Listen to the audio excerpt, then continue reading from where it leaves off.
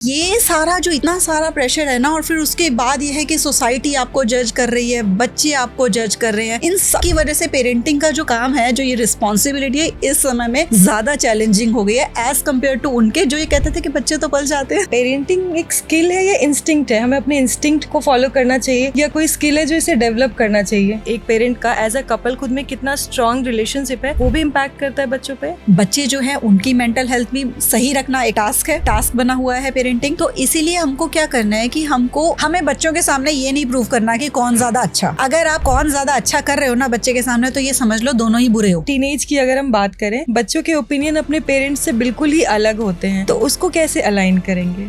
दोनों कहीं निकल जाओ। डेट्स पे जाना बहुत जरूरी है। घर पे अगर आप रहोगे तो आप पेरेंट ही रहोगे, ये बात लिख लें सारे। चाहे कहीं हैप्पी पेरेंट हो तो हैप्पी बच्चे मिलेंगे। अगर आप सैड पेरेंट हो कि ये भी कर सकते थे वो भी कर सकते थे, नहीं कर रहे हैं, तो बच्चे आपके सैड ही रहेंगे। आप कितनी मर्जी उनको मेंटल हेल्थ की कोचिंग करा लो और कितनी मर्जी उनको एक्टिविटीज सिखा लो।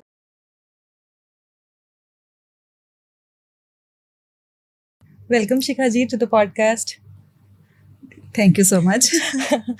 तो आज का जो हमारा टॉपिक है ना वो काफ़ी इंटरेस्टिंग है, पेरेंटिंग। तो मैं जानना चाहूँगी, पेरेंटिंग पहले इतना इजी था? जैसे हमारे पेरेंट्स, ग्रैंड पेरेंट्स लोग कहते हैं कि पहले 10 बच्चे थे वो भी पल जाते थे, और आज के टाइम पे हमारे पास 2 हैं, 1 है, फिर भी इतना डिफ़िकल्ट होता है। तो पेरेंटिंग इतना डिफ़िकल्ट कब हो गया और कैसे हो गया? देखिए, thank you for this question. बहुत ज़रूरत है आज के टाइम में पेरेंटिंग को भी डिस्कस करने की, क्योंकि हम लोग रिलेशनशिप के बारे में बात कर रहे हैं, हम लोग बच्चों की मेंटल हेल्थ के बारे में बात कर रहे हैं, लेकिन पेरेंट्स के चैलेंजेस, क्योंकि आपने यहाँ कहा ना कि पेरेंटिंग इतनी मुश्किल क्यों हो रही है, कि हम ऐसा क्या चैलेंज अब फेस करने लगे हैं। तो देखो, चैलेंजिंग तो हमेशा से रहा है। पेरेंटिंग एक टास्क ही है कि आपकी बहुत बड़ी रिस्पॉन्सिबिलिटी होती है। पहले के टाइम में बच्चों का जो एक्सपोजर था, आज के टाइम में बच्चों का जो एक्सपोजर है वो बहुत डिफरेंट है। बहुत उसमें फ़र्क आ चुका है। पहले बच्चे कहाँ से देखते सुनते थे, सब अपने घर में देख रहे हैं, पेरेंट्स ज़्यादा से ज़्यादा पड़ोस में चले गए या कोई रिश्तेदार आ रहा है, उनसे कुछ देख लिया, सुन लिया, समझ लिया, उतनी ही नॉलेज थी। बहुत सी चीज़ें आप भी अगर इस चीज़ को रिलेट कर पाओगे कि हमने जो बातें अपने कॉलेज में जाकर या फिर शादी के बाद सीखी थी, आजकल वो बच्चे टीनेज में ही समझते हैं, जानते हैं। तो अभी एक तो बच्चों का एक्सपोजर बहुत बड़ा है, सोशल मीडिया के थ्रू वो बहुत सारी चीज़ें सीख रहे हैं। डिजिटल एज है, फ़ोन बच्चों के पास है, उनको सारी चीज़ों की नॉलेज है, समझ है। अब यहाँ क्या हुआ कि पहले क्या होता था कि पेरेंट्स जो हैं वो बच्चों को समझा सिखा रहे होते थे। आजकल के जो बच्चे हैं वो पेरेंट्स को समझा सिखा रहे हैं। तो ये बड़ा चैलेंजिंग सा टास्क हो गया कि एक तो बच्चों को पहले से ही वो इतनी नॉलेज लेकर आ रहे हैं, हर तरह से डिफरेंट। तो कौन सी नॉलेज उनके लिए सही है, कौन सी नॉलेज उनके लिए नहीं है, सही गलत है, किससे उनको डेंजर है, हमको उस सब चीज़ों को लेकर हम थोड़े से ओवर प्रोटेक्टिव हो रहे हैं। तो हमारा ध्यान बच्चों के ऊपर है। पहले क्या था कि जो पेरेंट्स थे उनके लिए ना फ्लो में होती थी पेरेंटिंग, एक फ्लो था। उनको होता था कि बच्चे पल जाते हैं, है ना। आपने सुना होगा कि अभी भी जो कुछ आंटियां होती हैं वो बोलती हैं कि अरे बच्चों का क्या, बच्चे तो पल जाते हैं। जिनके 2 हैं उनको भी कहते हैं 1-2 और कर लो, पल जाते हैं, बच्चों का क्या है। पहले पेरेंटिंग एक टास्क नहीं हो रहा था, अब हमारे लिए वो पेरेंटिंग एक प्रॉपर टास्क है। हम पूरे फोकस्ड हैं, हमको बच्चों की मेंटल हेल्थ का भी ध्यान रखना है। हम लोग प्रोवाइडर्स तो है ही, हमेशा पेरेंट्स तो प्रोवाइडर होते हैं। उनको क्या खाना पीना, क्या उनकी ज़रूरत की चीज़ें हैं, उनके लिए फाइनेंसेस का अरेंजमेंट करना, वो तो हम ऑलरेडी कर रहे थे। अब उसके साथ साथ हमको ये भी ध्यान रखना है कि सोशल मीडिया का उनके ऊपर कोई नेगेटिव इम्पैक्ट ना पड़ रहा हो। हमें ये भी ध्यान रखना है कि जो एकेडमिक का इतना प्रेशर आ चुका है, क्योंकि हर स्कूल जो है इस चीज़ को बहुत ज़्यादा दिखाता है कि देखो ये बच्चे 99%, आप स्कूल में एंटर करो पूरे वहाँ पे लगे हुए हैं पोस्टर्स, इस बच्चे ने 99.9%, इस बच्चे ने 95%, किसी के 98%, इस तरीके से लगे होते हैं। 100%। हमारे टाइम पे क्या होता था, 60% आने वाले को कहते अरे फर्स्ट आ गए, फर्स्ट डिवीजन आ गई, है ना। सेकंड डिवीजन आने वालों को कहता सेकंड डिवीजन आ गई। अब बच्चों के ऊपर वो वाला जो प्रेशर है, बच्चों के साथ साथ पेरेंट्स के ऊपर भी है कि एकेडमिक्स में हमारा बच्चा कैसे परफॉर्म करेगा। अब बच्चे आगे जाके प्रोफेशनल लाइफ में कैसे सेट होंगे। पहले के ज़माने में क्या होता था, पेरेंट्स को होता था चलो पढ़ लिख रहे हैं, जो बिजनेस वाले होते थे उनको होता था कि ये बच्चे हमारे बिजनेस में आ जाएंगे, और जो जॉब वाले होते थे वो कहते थे कि पढ़ लिख लो, ग्रेजुएशन कर लो, पोस्ट ग्रेजुएशन कर लो, इसके बाद कोई बढ़िया नौकरी लग जाएगी। हम लोगों को भी ये लगता था, पढ़ रहे हैं, ग्रेजुएशन करेंगे, पोस्ट ग्रेजुएशन करेंगे, कोई बढ़िया नौकरी लग जाएगी। कौन सी लग जाएगी नहीं पता था, जो मिलेगी कर लेंगे, बैंक में भी ट्राई कर लेंगे, इंश्योरेंस कंपनीज में भी ट्राई कर लेंगे, जहाँ जॉब बढ़िया मिल रही होगी वहाँ कर लेंगे। अभी बच्चों को आइडेंटिफाई करना होता है, लोग नर्सरी से ही पेरेंट्स जो है वो आइडेंटिफाई करने लगे हैं, इतना प्रेशर है, इतनी नॉलेज शेयर हो रही है, इतनी इन्फॉर्मेशन शेयर हो रही है सोशल मीडिया पे, आप अपने बच्चे के स्किल्स को आइडेंटिफाई करो, ये वाले टेस्ट करवा लो, वो वाले टेस्ट करा लो, बच्चों के एक्चुअल स्किल्स को आइडेंटिफाई करो। कहीं ऐसा ना हो पेरेंट्स को लग रहा होता है कि बच्चे के अंदर काबिलियत कोई और थी और हम उसको फ्लरिश ही ना कर पाए, तो वो भी प्रेशर है कि बच्चे का पूरा प्रोफेशन बढ़िया सेटअप करके देना है इसके स्किल के अकॉर्डिंगली। तो ये सारा जो इतना सारा प्रेशर है ना, और फिर उसके बाद ये है कि सोसाइटी आपको जज कर रही है, बच्चे आपको जज कर रहे हैं, इन सब की वजह से पेरेंटिंग का जो काम है, जो ये रिस्पॉन्सिबिलिटी है, इस समय में ज़्यादा चैलेंजिंग हो गई है एज़ कम्पेयर टू उनके जो ये कहते थे कि बच्चे तो पल जाते हैं। आपने बहुत अच्छे से बताया। तो मैं बोलूँ पेरेंटिंग एक स्किल है या इंस्टिंक्ट है? हमें अपने इंस्टिंक्ट को फॉलो करना चाहिए या कोई स्किल है जो इसे डेवलप करना चाहिए? देखो, स्किल का क्या होता है कि कुछ चीज़ें जो हम डेवलप करते हैं ना, वो भी करनी ज़रूरी है, इंस्टिंक्ट पे भी काम करना ज़रूरी है, दोनों का एक बैलेंस करके चलना है। कई चीज़ें ऐसी होंगी जो आप भी नहीं जानते होगे, जब आप उनको सीखोगे तो वो स्किल बन जाएगा, राइट? क्योंकि पेरेंट्स का मतलब ये नहीं है ना कि हम तो सर्वगुण संपन्न हैं, हमारे अंदर भी कमियां हैं। एंड देन सबसे मज़ेदार बात क्या है पता है कि अभी जो हमारी जनरेशन के पेरेंट्स से एक्सपेक्ट किया जा रहा है ना कि आपको बच्चे का ऐसे ध्यान रखना है, बहुत टफ टाइम्स चल रहे हैं, ये जो हमारी जनरेशन के पेरेंट्स हैं, ये वो पेरेंट्स हैं जिनके पेरेंट्स के ऊपर ये कोई प्रेशर नहीं था कि बच्चे की मेंटल हेल्थ पे फोकस करो। तो हम लोग वो सब चीज़ें जो नहीं करनी है बच्चे के साथ, हम वो सब चीज़ें अपने साथ लेकर कैरी फॉरवर्ड कर आए हैं। तो इसीलिए हमको वो स्किल सब सीखने हैं कि कैसे बच्चे की बात को समझना है, कैसे बच्चे जो इस टाइम पे उनके फ्रेंड्स के साथ उनका जो है कैसे हम उनको स्पेस देनी है, कैसी चीज़ों का बैलेंस बनाकर चलना है हमें, ताकि बच्चे की फुल ग्रोथ हो सके, उसकी डेवलपमेंट हो सके। वो स्किल्स हमको सीखने पड़ेंगे। हमको अपने इमोशंस को मैनेज करना सीखना है। हमारी जो लाइफ में हमारे चैलेंजेस हैं, अगर कोई वर्क प्रेशर है तो उसको सारी फ्रस्ट्रेशन को हमें बच्चे के ऊपर नहीं निकालना है, ये स्किल हमको सीखना है। तो ये सारी चीज़ें हम सीखेंगे, कुछ चीज़ें जो हमने कहीं से सीखी नहीं है लेकिन हमें पता चल रही है कि ये these are the right things, ये करनी ज़रूरी है अगर हम चाहते हैं कि हमारा बच्चा जो है उसका बेटर वर्जन वो बने। हमें क्या लग रहा होता है कि हम जो अपना बच्चा है ना, वो सारे दुनिया के जितने बच्चे हैं ना उन सबसे अच्छा बच्चा बना दें, बेस्ट बच्चा बन जाए। हमें वो करना ही नहीं है। हमें ये सिर्फ करना है कि जो ये सोल हमारे पास आई है, जो ये हमारा बच्चा है, इसका जो बेस्ट सेल्फ है वो बनने में हम इसकी हेल्प कर सकें। तो उसमें आपको स्किल्स भी कुछ सीखने पड़ेंगे जो आपको नहीं पता, आप खुद अपने ऊपर भी वर्क करोगे, वो स्किल्स आप सीखोगे। अगर आपको लगता है कि आपने कभी लाइफ में मेडिटेट नहीं किया है, आपने माइंडफुलनेस प्रैक्टिस नहीं की है, तो आपको सीखना पड़ेगा, क्योंकि आप सीखोगे, बच्चा आपको वो करते हुए देखेगा, बच्चा भी वो करेगा, क्योंकि वो स्किल उसको लाइफ में हेल्प करेगा। जो भी लाइफ के लिए ज़रूरी स्किल्स होते हैं, जैसे कि हम बात करें, अगर बहुत ज़रूरी होगी चीज़ें कि आपको जो लग रहा है आपको बच्चे को सिखाने हैं ना, वो स्किल्स आपको सीखने ज़रूरी है। ठीक है, जिस भी चीज़ को आप चाहते हो कि ये बच्चा सीख ले, वो पहले खुद सीख लो। अगर आता है तो उसको बच्चे के सामने करो, बताने से ज़्यादा करो, ताकि बच्चा आपको देखकर सीखता रहे। और आपकी जो इंस्टिंक्ट है वो ये है कि आपको बच्चे को ऑब्जर्व भी करना है कि बच्चा इस समय पे क्या फील कर रहा है। आपको कई बार क्या होता है कि हम बात करते हैं ना, हमें पता चल जाता है कि बच्चे ने कैसा फील किया है हमारी बात से। उसी टाइम आपको उस चीज़ को, जो भी आपको लगा है कि बच्चा अगर हर्ट हो गया आपकी बात से, उसी टाइम उसको करेक्ट करना है, ताकि बच्चे के ऊपर वो जो इम्प्रेशन पड़ा है वो पड़ा ना रहे लंबे समय तक। क्योंकि जब वो लंबे समय तक पड़ा रहेगा तो फिर वही जो आज हमारी जनरेशन कर रही है ना, इनर चाइल्ड को हील कर रही है। आप अगर चाहते हो कि आपके बच्चे के अंदर वो इनर चाइल्ड वाले वुंड्स ना हो, तो अपने इंस्टिंक्ट के साथ चलो कि जो आप एज अ बच्चा नहीं चाहते थे आपके साथ हो, वो आपको अपने बच्चे के साथ नहीं करना, और वो आपको पता होता है अच्छे से। बहुत ही अच्छा बताया आपने। तो जैसे मैं समझ पा रही हूँ कि बच्चों के ग्रोथ के साथ साथ हम एज अ पेरेंट भी ग्रो करते हैं, और जो स्किल हमें बच्चों को सिखाना है, जैसे ग्रैटिट्यूड हो गया, सिंपैथी, एम्पैथी, जो भी चीज़ें लाइफ की क्वालिटीज़ हमें बच्चों में देखनी है, वो खुद भी प्रैक्टिस करना है। बिल्कुल, है ना। तो जैसे कि एक और क्वेश्चन है, जैसे प्रोटेक्टिव हम मतलब हो जाते हैं, तो हमारे ओवर प्रोटेक्टिव नेचर की वजह से बच्चों में भी प्रेशर बहुत क्रिएट हो जाता है। देखो, ओवर प्रोटेक्टिव होने का क्या मतलब है कि एक तो ना आज के टाइम में होना ज़रूरी भी हो गया प्रोटेक्टिव होना। तो पहले हमारे टाइम में क्या होता था कि पेरेंट्स कहते थे बच्चों को जाओ बाहर खेलाओ, हम 2 घंटे 3 घंटे खेल कर आ रहे हैं, रात भी हो गई है, उसके बाद थोड़ा डर भी लग रहा है घर जाएंगे डांट पड़ेगी, लेकिन हम मस्त थे, पेरेंट्स को कोई टेंशन नहीं थी। लेकिन आज के समय में क्या हम बच्चे को 2 मिनट भी अपनी आंखों से ओझल होने दे सकते हैं? नहीं दे सकते हैं, वो टाइम नहीं रहा, आप ट्रस्ट नहीं कर सकते। हम अपनी फ्रेंड्स के घर जाके खेल लेते थे, फ्रेंड्स हमारे घर आ जाते थे, कोई ऐसा डर वाली बात नहीं थी। अब वो समय चेंज हो गया, तो वो जो फियर है ना, वही कहीं ना कहीं निकल कर आता है हमारी पेरेंटिंग में, जिसकी वजह से हम ओवर प्रोटेक्टिव हो जाते हैं। अब हमको ये ध्यान रखना है कि हमारे ओवर प्रोटेक्टिव होने की वजह से बच्चे को ये ना लगने लग जाए कि मैं अपने पेरेंट्स के साथ जब तक हूँ मैं किसी जेल में हूँ। हमारा जो ओवर प्रोटेक्टिव नेचर है वो कहीं ना कहीं वरी से निकल कर आ रहा है।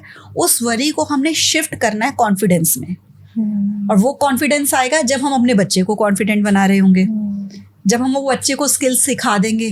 किस किस चीज़ को लेकर ओवर प्रोटेक्टिव हो रहे हो ये देखो, किस चीज़ को लेकर डर लगता है, उस चीज़ का डर जो है अपने मन से तब दूर होगा जब आपका बच्चा उस डर से खुद फेस करना सीख जाएगा। आपको लग रहा है बाहर जाओ और बच्चे को कोई अब्यूज़ ना फेस करना पड़े, बच्चे को बताओ कि अब्यूज़ वाली सिचुएशन जब आए तो उससे कैसे डील करना है। उसको सिखाना है हमको कि उसको हैंडल कैसे करना है। कोई आपको बुली कर रहा है तो उसको कैसे हैंडल करना है। लेकिन आजकल क्या हो रहा है कि पेरेंट्स जो ओवर प्रोटेक्टिव हो जा रहे हैं ना, वो क्या कर रहे हैं, वो बच्चे को नहीं सीखने दे रहे कि खुद का अपने आप को कैसे डिफेंड करना है, अपने आप को कैसे प्रोटेक्ट करना है। वो क्या करते हैं, ओवर प्रोटेक्टिव होकर हमको उनको सिखाना है। हमें बहुत सारी चीज़ों की चिंता है, हम सब चीज़ें तुम्हें सिखा देंगे ताकि हम टेंशन फ्री हो सके, हमें डर ना लगे और तुम भी फ्री बर्ड बनो। हम क्या कर रहे होते हैं, कई मैंने ऐसे देखा है, वो मदर्स क्या करती है, 2 बच्चों में आपस में लड़ाई हुई और फिर वो मदर को फोन करके झगड़ा कर रही होती है कि आपके बच्चे ने मेरे बच्चे को ये बोला। अब ये ओवर प्रोटेक्टिव हो गया कि आप अपने बच्चे को जो वो उस लेवल पे अपने आप को प्रोटेक्ट करना उसे आना चाहिए, वहां आप उसको उसका वो स्किल डेवलप ही नहीं होने दे रहे। वो स्ट्रेंथ ही नहीं, वो उसका वो मसल ही नहीं बिल्ड हो रहा कि मुझे खुद को कैसे प्रोटेक्ट करना है। रेजिलियंस नहीं बन रहे बच्चे। हाँ, वो बन ही नहीं रहा है उसके अंदर। तो आपको थोड़ा सा ध्यान रखना है कि जहां पर आप बच्चे को अपने प्रोटेक्ट कर रहे हो, क्या वहां पर वो जरूरी है या आप थोड़ा सा बच्चे को ही सीखने दो। जितना सीखने दोगे ना उतना आपकी वरी कम होगी, क्योंकि कहते हैं कि ना एक मर्फी का लॉ होता है, जिस चीज से आप ज्यादा डरते हो वो होकर रहती है लाइफ में। तो अगर आप डरते रहोगे उस डर से प्रोटेक्ट करते रहोगे, मेरे बच्चे के साथ कुछ गलत ना हो जाए, बाकी सारे बच्चे मेरे बच्चे को जो हैं वो लड़े ना, झगड़े ना, अकेला ना छोड़ दें, वो उसके साथ उतने ही वैसे एग्जाम्पल्स होंगे। जब आप उनको उन सारी सिचुएशन से डील करना सिखा दोगे तो बच्चा भी कॉन्फिडेंट हो जाएगा और आपको भी कॉन्फिडेंस होगा कि अगर ऐसी कोई सिचुएशन आती भी है टफ, तो मेरा बच्चा डील कर सकता है। आप भी अपने आप ही जो सोसाइटी के क्रिएटेड फियर्स हैं उनसे पीछे हटना शुरू हो जाओगे। खुद की मेंटल हेल्थ के लिए भी अच्छा है वो। पेरेंट्स के मेंटल हेल्थ का बच्चों की अपब्रिंगिंग पे कितना असर हो रहा है? तो ये बहुत ही अच्छा क्वेश्चन है आपका कि आपने ना पेरेंट्स की मेंटल हेल्थ के बारे में बात करी, जिसके बारे में कोई बात नहीं कर रहा है।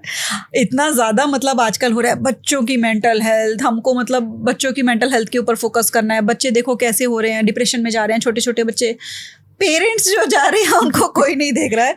तो बहुत ज़रूरत थी इस क्वेश्चन की। तो पेरेंट्स की मेंटल हेल्थ बहुत बड़ा रोल प्ले करती है बच्चों की मेंटल हेल्थ में।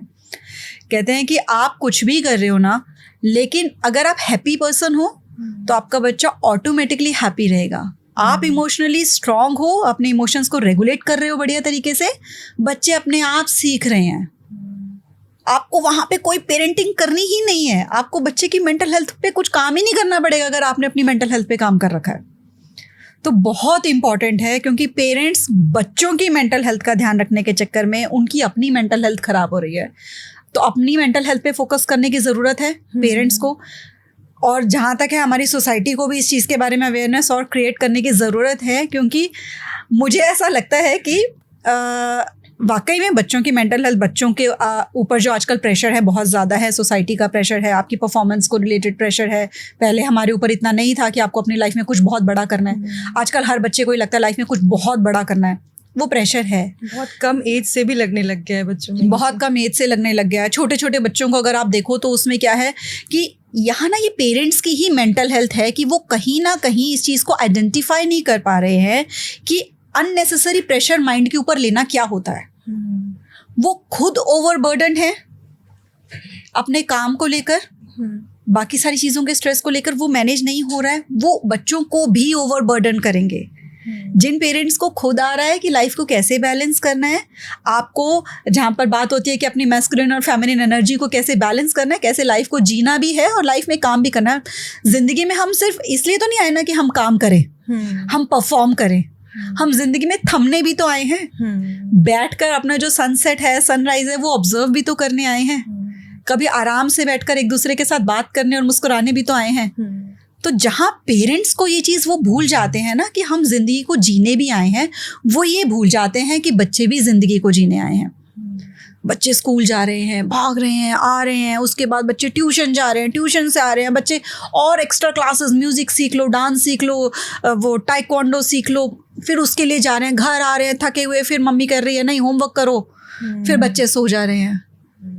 तो क्या है यहाँ पर, ना पेरेंट्स की मेंटल हेल्थ सही है, ना बच्चे की मेंटल हेल्थ सही है। जहाँ पेरेंट्स ने ये सीख लिया, काम से घर आ रहे हैं, रिलैक्स हो रहे हैं, खुद को समय दे रहे हैं, वो बच्चे के ऊपर भी ध्यान देंगे फिर कि बच्चा थक गया होगा, उसको अब आराम से बैठने की ज़रूरत है, उसको कुछ दिन एक समय ऐसा चाहिए कि वो कुछ भी ना करे, वो अपने मन का कुछ करे, उसको रिलैक्स करने की बहुत ज़्यादा ज़रूरत है, उसको नींद की बहुत ज़्यादा ज़रूरत है, तो वो इस चीज़ पे फोकस करेंगे।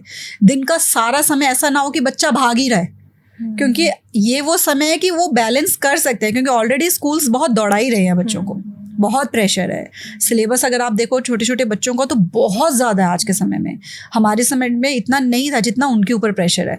वो स्कूल भी पढ़ रहे हैं, और एक तो ये मुझे होमवर्क का कल्चर नहीं समझ में आता कि जब आप स्कूल जा रहे हो, 5-6 घंटे पढ़ कर आ रहे हो, फिर बच्चों को होमवर्क भी दे दिया जाता है। बच्चे आएंगे, सोएंगे, फिर होमवर्क करेंगे बैठकर, उनके पास खेलने का टाइम नहीं है। एक्टिविटीज़ भी बहुत ज़्यादा है, बहुत ज़्यादा है, बहुत ज़्यादा है। तो मतलब पेरेंट्स को अब यहाँ से मतलब जो कहते हैं ना, कमांड अपने हाथ में लेनी शुरू करनी है। सोसाइटी नहीं चलाए उनके घर को, सोसाइटी ना डिसाइड करे कि उनके बच्चे को क्या करना है, उनको खुद डिसाइड करना है। जहाँ आपने स्टार्टिंग में बात की ना, आपका इंस्टिंक्ट वो यहीं से आएगा कि जब आप आइडेंटिफाई करोगे ना कि क्या हम अपने जीवन को जी रहे हैं, आप जीवन जीना शुरू करो, अपनी मेंटल हेल्थ पे काम करना शुरू करो। जब आप अपनी लाइफ से सेटिस्फाइड होना शुरू हो जाओगे, आपके अंदर पीस प्रैक्टिस होना शुरू हो जाएगा, आप माइंडफुलनेस प्रैक्टिस कर रहे होगे, अपने इमोशंस को रेगुलेट कर रहे होगे। आपको पता होगा कि जब आप थके हुए हो तो आप घर आके कैसे 15-20 मिनट अपने आप को दोगे कि आप बिल्कुल फ्रेश हो जाओगे मेंटली। वो सारा बोझ जो बाहर की दुनिया का था वो कैसे बाहर निकल जाएगा। तो आप अपने आप देखना, आपके बच्चे की मेंटल, जब उनको एक हैप्पी पेरेंट दिख रहा होता है ना, तो हैप्पी आपके बच्चे बनते हैं। अगर एक स्ट्रेस्ड पेरेंट दिख रहा होता है ना, तो बच्चे स्ट्रेस्ड ही बनते हैं, क्योंकि वो आपकी एनर्जी, आपकी वाइब्रेशंस, आपके बिहेवियर, आपके एक्शंस को कैच कर रहे होते हैं। आप कितना ही बोलते रहो बच्चों को कि हमको ये सिखाना, ये हैबिट, ये स्किल्स, किसी चीज़ का कोई फ़ायदा नहीं होगा। बच्चों की मेंटल हेल्थ सफ़र करेगी ही करेगी, अगर फ़िलहाल पेरेंट की जो मेंटल हेल्थ है वो सफ़र कर रही है। तो बहुत इंपॉर्टेंट है उस पर ध्यान देना। जैसे पेरेंटिंग पे ही बात करें तो पेरेंटिंग है ना, कपल गोल है कि दो लोग मिलके कंबाइन होके पेरेंटिंग करते हैं। तो ऐसे कैसे बैलेंस करें कि किसी एक पे प्रेशर ना आए, क्योंकि आजकल दोनों लोग ही वर्किंग हैं, और कपल का खुद में एज अ कपल, मतलब एक पेरेंट का एज अ कपल खुद में कितना स्ट्रॉन्ग रिलेशनशिप है, वो भी इम्पैक्ट करता है बच्चों पे। बिल्कुल, आपने ना जो बात करी, इसमें देखो 2 बातें हैं। एक तो ये हुआ कि पेरेंटिंग जो है किसी सिर्फ एक जेंडर स्पेसिफिक का रोल नहीं है। हाई टाइम है कि हम इस चीज़ को समझें। अब जिस सेंचुरी में हम जी रहे हैं वो समय गया कि हम लोग ये सोचते रहे कि नहीं, मदर का काम है बच्चे को पालना, बच्चे का सारा कुछ देखना, और फादर का काम है सिर्फ कमा के लेके आना।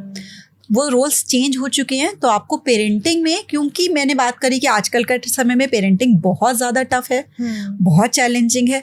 बच्चे जो हैं उनकी मेंटल हेल्थ भी सही रखना एक टास्क है, एक टास्क बना हुआ है पेरेंटिंग। तो इसीलिए हमको क्या करना है कि हमको अपने घर में, जब हम पेरेंटिंग की बात करें, जब हमने ये रिस्पॉन्सिबिलिटी उठाई है कि हम एक नई लाइफ लेकर आएंगे, हम उसके प्रोवाइडर, हम उसके नर्चरर बनेंगे, तो हम ही रहें। क्योंकि आपने ये भी बात करी कि आजकल मैक्सिमम जगह पे क्या है कि बोथ आर वर्किंग, अपना अपना वर्क स्ट्रेस भी है। तो दोनों को क्या करना है कि जेंडर रोल्स को साइड पर रखते हुए अपनी अपनी जो कैपेबिलिटीज़ हैं उसके अकॉर्डिंगली रोल्स डिफाइन करने हैं। फॉर एग्जाम्पल, होमवर्क अगर कर रहा है बच्चा, तो आप ये देखो कि किसको होमवर्क करवाते हुए ज़्यादा पेशेंस के साथ कोई होमवर्क करवा सकता है। जैसे मैं किसी से लास्ट टाइम एक इवेंट में मिली थी, तो वो मुझे बता रही थी कि मेरे अंदर बिल्कुल पेशेंस नहीं है। मैंने ये ऑब्जर्व किया कि जब भी मैं बच्चों को होमवर्क करवाती हूँ ना, तो मैं उन्हें बहुत गुस्सा करती हूँ, क्योंकि मुझसे ये हैंडल, ये हर किसी का, मतलब नोबडी इज परफेक्ट ना। कई बार किसी के अंदर ये नहीं होता पेशेंस लेवल कि कोई आपसे 4 बार क्वेश्चन पूछे तो आप सेम आंसर दे सको, सेम वे में भी दे सको। तो लेकिन कहती मेरे हस्बैंड के अंदर ये बहुत अच्छा पेशेंस था। तो इसीलिए मैंने उनको बोला कि मैं बाकी चीज़ें करती हूँ, उस समय पे मैं कुकिंग कर रही होती हूँ और वो बच्चों को होमवर्क करवा देते हैं। तो रोल्स कहते हैं डिफाइन हो गए ना आपकी कैपेबिलिटी के हिसाब से। अब जैसे क्या है कि अब मेरे साथ क्या है कि मैं बच्चे को होमवर्क करवा लेती हूँ, जो भी चीज़ें हैं, लेकिन मैं बच्चों के साथ खेल नहीं पाती। मेरे अंदर वो जो बच्चे अपने अकॉर्डिंगली गेम्स करवा रहे होते हैं, वो मेरे अंदर वो पेशेंस नहीं है, मैं वो कर नहीं पाती। क्योंकि बच्चे खेलेंगे तो वो चीटिंग भी करेंगे, बच्चे खेलते हैं तो वो अपने रूल्स भी बनाते हैं, तो वो कई बार होता है कि आपके अंदर उतनी एनर्जी बची नहीं होती है। तो मैं क्या कहती हूँ, मेरे जो हस्बैंड है वो, उनका ये वाला डिपार्टमेंट उनका है कि होमवर्क मैं करवा देती हूँ बच्चों को, खाने का मैं उनका ध्यान रख लेती हूँ, खेल आप लो, ठीक है, फन आप करवा दो बच्चों को। तो वो बच्चे उस चीज़ में उनको ध्यान रहता है कि हाँ पापा भी एंगेज्ड हैं, मम्मी भी एंगेज्ड हैं। और पता है कि जब बच्चे को ये पता लग रहा होता है ना कि मेरे पापा भी मेरे साथ टाइम स्पेंड कर रहे हैं, मेरी मम्मी भी मेरे साथ टाइम स्पेंड कर रही है, तो एक अलग ही तरीके से उनको अंदर से स्ट्रेंथ मिलती है। वो जो बच्चे की परवरिश हो रही होती है ना, दोनों तरफ से, दोनों पर्सनालिटीज़ को वो देखते हैं और उनको एक स्ट्रॉन्ग फाउंडेशन लगती है। अंदर से उनको लगता है कि हम बहुत सिक्योर हैं। हमारे पेरेंट, हमारा जो फादर है, वो भी, फादर्स का बहुत बड़ा रोल है यहाँ पे कि फादर्स, क्योंकि बच्चे जो हैं वो मदर्स के साथ तो कनेक्टेड होते ही होते हैं इमोशनली। फादर्स को हमेशा से ये रहता है कि ना हम इतना करते हैं लेकिन बच्चे हमारे साथ कनेक्टेड नहीं होते, फिर भी मम्मी को ही बुला रहे होते हैं, मम्मी के पास ही जाते हैं। तो इसीलिए बच्चे को जो होता है ना, क्योंकि बच्चे को क्या लग रहा होता है कि ये मेरा सेफ जोन है, मम्मी मुझे समझेगी, मम्मी कहना मान जाएगी, मम्मी करेगी। लेकिन जब सोचो कि वो फादर के साथ भी वही बॉन्ड बन जाए बच्चे का, तो कितना सिक्योर और कितना कॉन्फिडेंस बच्चे को अंदर से आए ना। तो इसलिए बहुत ज़रूरी होता है कि अपने जेंडर रोल्स को साइड में रखकर कैपेबिलिटी के हिसाब से कौन क्या करने में ज़्यादा अच्छा है, अपने रोल्स डिफाइन कर लो, उस हिसाब से पेरेंटिंग करो। फादर भी बच्चे के साथ टाइम स्पेंड करे, मदर भी बच्चे के साथ टाइम स्पेंड करे, क्योंकि उसमें आप एक काम करने जा रहे हो, एक रिस्पॉन्सिबिलिटी आप दोनों ने साथ में मिलकर उठाई है। जो बच्चा है उसके ऊपर बहुत इस चीज़ का इम्पैक्ट पड़ता है। सेकेंडली आपने इसमें ये पूछा कि जो पेरेंट्स का आपस का रिलेशनशिप है उसका क्या इम्पैक्ट होता है बच्चे के माइंड के ऊपर। तो देखो, जो मैंने ये बात करी ना कि पेरेंटिंग हम दोनों की रिस्पॉन्सिबिलिटी है, ये दोनों अच्छे से कब निभाएंगे, जब वो एक दूसरे को एम्पैथाइज कर रहे होंगे, जब पता होगा कि यहाँ पर अभी ये काम कर सकता है और ये काम नहीं कर सकता, यहाँ मुझे आना है। ये कब होगा, जब आपस का रिलेशनशिप स्ट्रांग होगा। बच्चे जब देखते हैं ना, बच्चों के लिए पेरेंट्स एक आइडेंटिटी है, एक चीज़ है, एक ही एंटिटी है, उनके लिए अलग अलग नहीं होते, मदर फादर एक हैं। तो जब वो देखते हैं ना कि हमारे पेरेंट्स आपस में बहुत खुश हैं, तो उनकी वो जो नींव होती है ना, जो उनका रूट होता है लाइफ का, जहाँ से वो आए हैं, वो स्ट्रांग फील होता है। पेरेंट्स को लगता है बड़ी छोटी सी बात है कि बच्चों के सामने हमने एक दूसरे की बुराई कर दी तो बढ़िया है, कि कई पेरेंट्स कर रहे होते हैं ना, बताओ कौन अच्छा, चूज करने के लिए। हाँ, बताओ कौन अच्छा, और मोस्टली बच्चे ये कहते हैं कि दोनों अच्छे। हाँ। हमें कौन चाहिए, दोनों चाहिए हैं। बच्चे ज़्यादा सेंसिबल हैं। राइट। तो यहाँ पे क्या है कि अगर एक चीज़ तो हमें रिलेशनशिप में क्या करना है कि कई चीज़ें ना गलत कर रहे होते हैं पेरेंट्स, वो रिलेशनशिप का गलत एग्जाम्पल दे रहे होते हैं बच्चे के आगे। एक तो ये दिखा रहे होते हैं कि हमारे अंदर आपस में कंपटीशन है, या तो मैं अच्छा हूँ और वो बुरी है, या तो वो बोलते हैं कि मैं अच्छी हूँ वो बुरे हैं। बहुत सी मदर्स भी, मैं ये कहना चाहूँगी, यहाँ पर ये गलत काम कर रही होती है कि वो अपने बच्चों को फादर के अगेंस्ट बताती रहती है। देखो टाइम नहीं दे रहे, देखो मुझे पूछ नहीं रहे। कहीं ना कहीं उनको लगता है कि हम इनसे इमोशनल सपोर्ट ले लें, लेकिन उससे उल्टा असर हो रहा होता है। आप बच्चों के मन में उनके फादर से रिलेटेड नेगेटिव इमोशंस डाल रहे हो, पर बच्चे को ये दिख रहा है कि लेकिन हमारा तो ये पेरेंट है ना, यानी उनका तो रूट हिल गया, उनकी जो स्ट्रॉन्ग फाउंडेशन थी वो तो हिल गई, उनका कॉन्फिडेंस अपने आप ही अंदर लूज हो रहा होता है। अपना रिलेशनशिप के इश्यूज, अपने रिलेशनशिप के स्ट्रगल्स हमको खुद सॉल्व करने हैं एज एडल्ट। बच्चों के सामने एक तो रिलेशनशिप के इश्यूज नहीं लेकर जाने चाहिए कभी भी। कई पेरेंट्स बच्चों के पास बैठे होते हैं, बताओ कौन सही कौन गलत, वो बच्चों के पास जाने वाली चीज़ नहीं है। आपको रिलेशनशिप का एक सही एग्जाम्पल देना है कि रिलेशनशिप का रियल मीनिंग क्या होता है। कई पेरेंट्स क्या कर रहे होते हैं कि कई बार मैं ये बात बोल रही होती हूँ, कई लोग फिर क्रिटिसाइज भी कर रहे होते हैं कमेंट्स में तो क्या करते हैं कि हमारे स्पेशली इंडियन सोसाइटी में क्या है कि जो पेरेंट्स हैं ना, वो झगड़ा तो करते हैं सामने बच्चों के, और जब प्यार करना होता है, प्यार भरी बातें करनी होती है, तो रूम बंद करके। अब बच्चों को लगता है कि माँ बाप तो लड़ते झगड़ते रहते हैं, रिलेशनशिप्स तो बेकार होते हैं, शादी बेकार होती है, इसमें तो सिर्फ झगड़े होते हैं। अब क्या हुआ कि बच्चों को ना अब कई तरह के मैसेजेस मिले। कई बच्चे जो होते हैं वो पूरी ज़िंदगी अकेली लाइफ करते हैं, उनको डर लगता है, उनको मन तो करता है कि कोई पार्टनर हो, लेकिन उनको डर लगता है। उनको लगता है कि शादी जो हो गई ना अगर हमारी, या कोई पार्टनर आ गया ना लाइफ में, तो झगड़े ही होते हैं। दूसरा, उनको क्या लगता है कि कईयों को ये लगता है कि अच्छा झगड़े होने हैं इस लेवल पे, ये तो नॉर्मल है, यही लाइफ है, ये तो नॉर्मल होता है। तो वो क्या करेंगे, वो टॉक्सिक पार्टनर्स के साथ अपनी लाइफ बिताएंगे। सेम चीज़ वही कैरी फॉरवर्ड होता है उनके रिलेशनशिप में। उनको सिंपल मिल गया ना, उनको लगा कि अच्छा मम्मी जो है उनको पापा डांट देते थे थोड़ी थोड़ी बात पे, सबके सामने इंसल्ट भी कर देते थे, हाथापाई भी हो जाती थी दोनों की, मम्मी भी पापा को गुस्सा करती थी, उनकी मदर को और उनकी फैमिली को बोल रही होती थी, सब नॉर्मल है, अपनी भी लाइफ में ही चलेगा तो नॉर्मल है, जो कि नॉर्मल नहीं है। अगर हम सोचे कि जो हम आपस में हैं एज अ कपल बच्चों के सामने, क्या हम चाहते हैं कि हमारे बच्चे की भी लाइफ में वही कपल वैसा ही रिलेशनशिप आए? तो वो एग्जाम्पल सेट करना है, वही इंस्टिंक्ट जो आप स्टार्टिंग में बात कर रहे थे यहाँ काम करेगी। आपको देखना है कि आप रिलेशनशिप का क्या एग्जाम्पल सेट कर रहे हो, क्योंकि बच्चे की नींव बन रही है, वो आप दोनों का रिलेशन ही तो उसकी नींव है, वो पैदा ही आपके रिलेशनशिप की वजह से हुआ है। आप सोर्स हो, आपका प्यार, आपका रिलेशन सोर्स है उसके इस दुनिया में आने का। वो वीक हो जाता है जब आप उसके सामने झगड़ते हो या एक दूसरे की बुराई करते हो।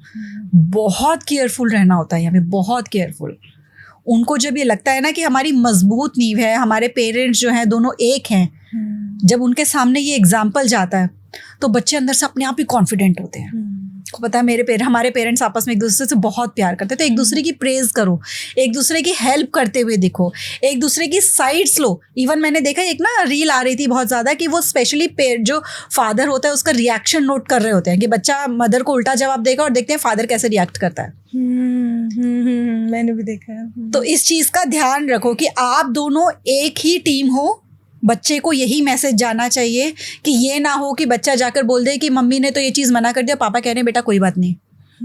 ये भी बहुत बड़ा चैलेंज है ना कि एक पार्टनर मना कर रहा है और दूसरा पार्टनर एग्री कर रहा है, तो उसको एक जगह पे लेके आना है। हमारा जो गोल है वो बच्चों को आगे बढ़ाने के लिए होना चाहिए, ना कि खुद को कंपटीशन में रखना है। हमें बच्चों के सामने ये नहीं प्रूव करना कि कौन ज़्यादा अच्छा।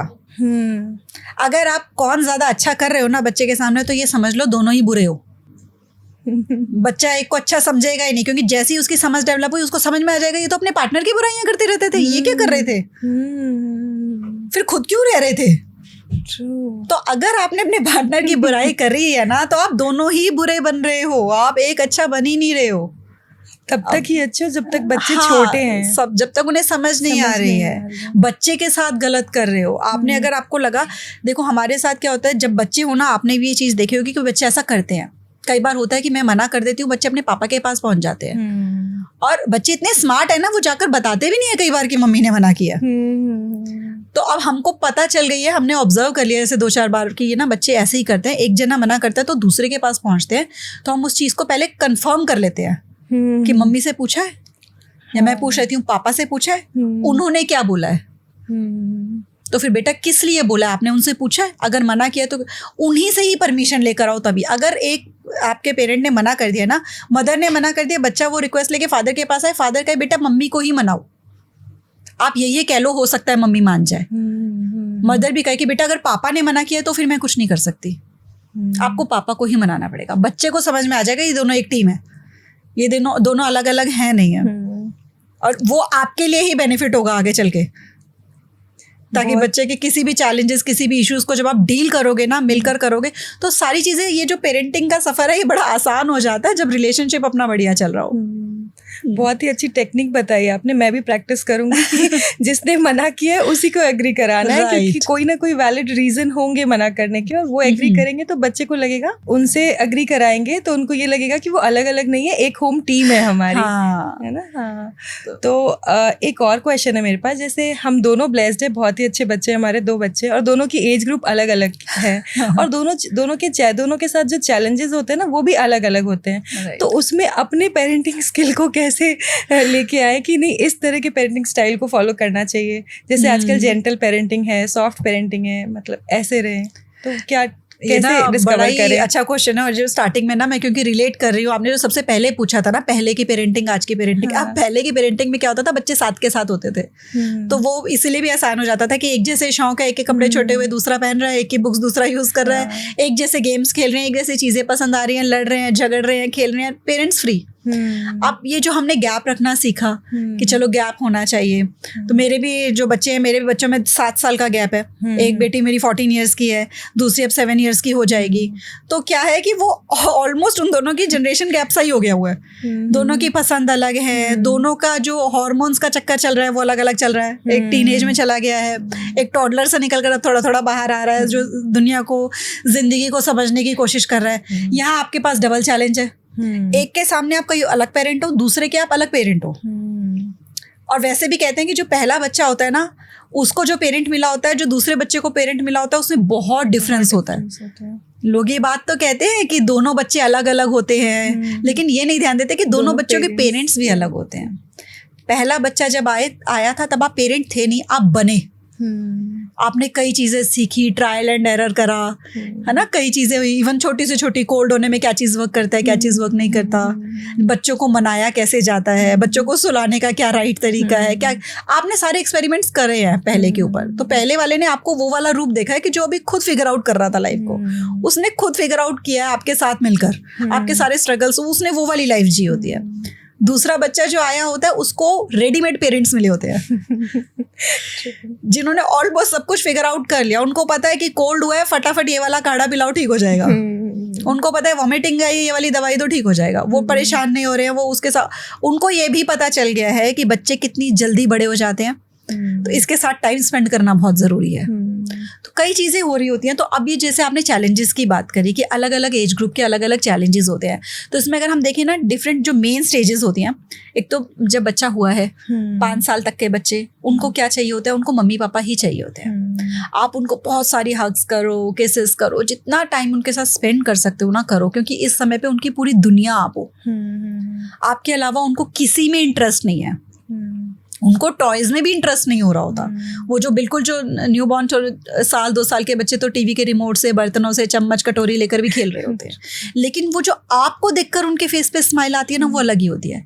इस समय पे बच्चे को ये नहीं फील होना चाहिए कि मुझे दूर कर दिया जाता है। आप उनके पास जब आओ तो अपनी फ्रस्ट्रेशंस का जो बैगेज है, जो आप थके हुए हो, वो सब साइड रख के आओ।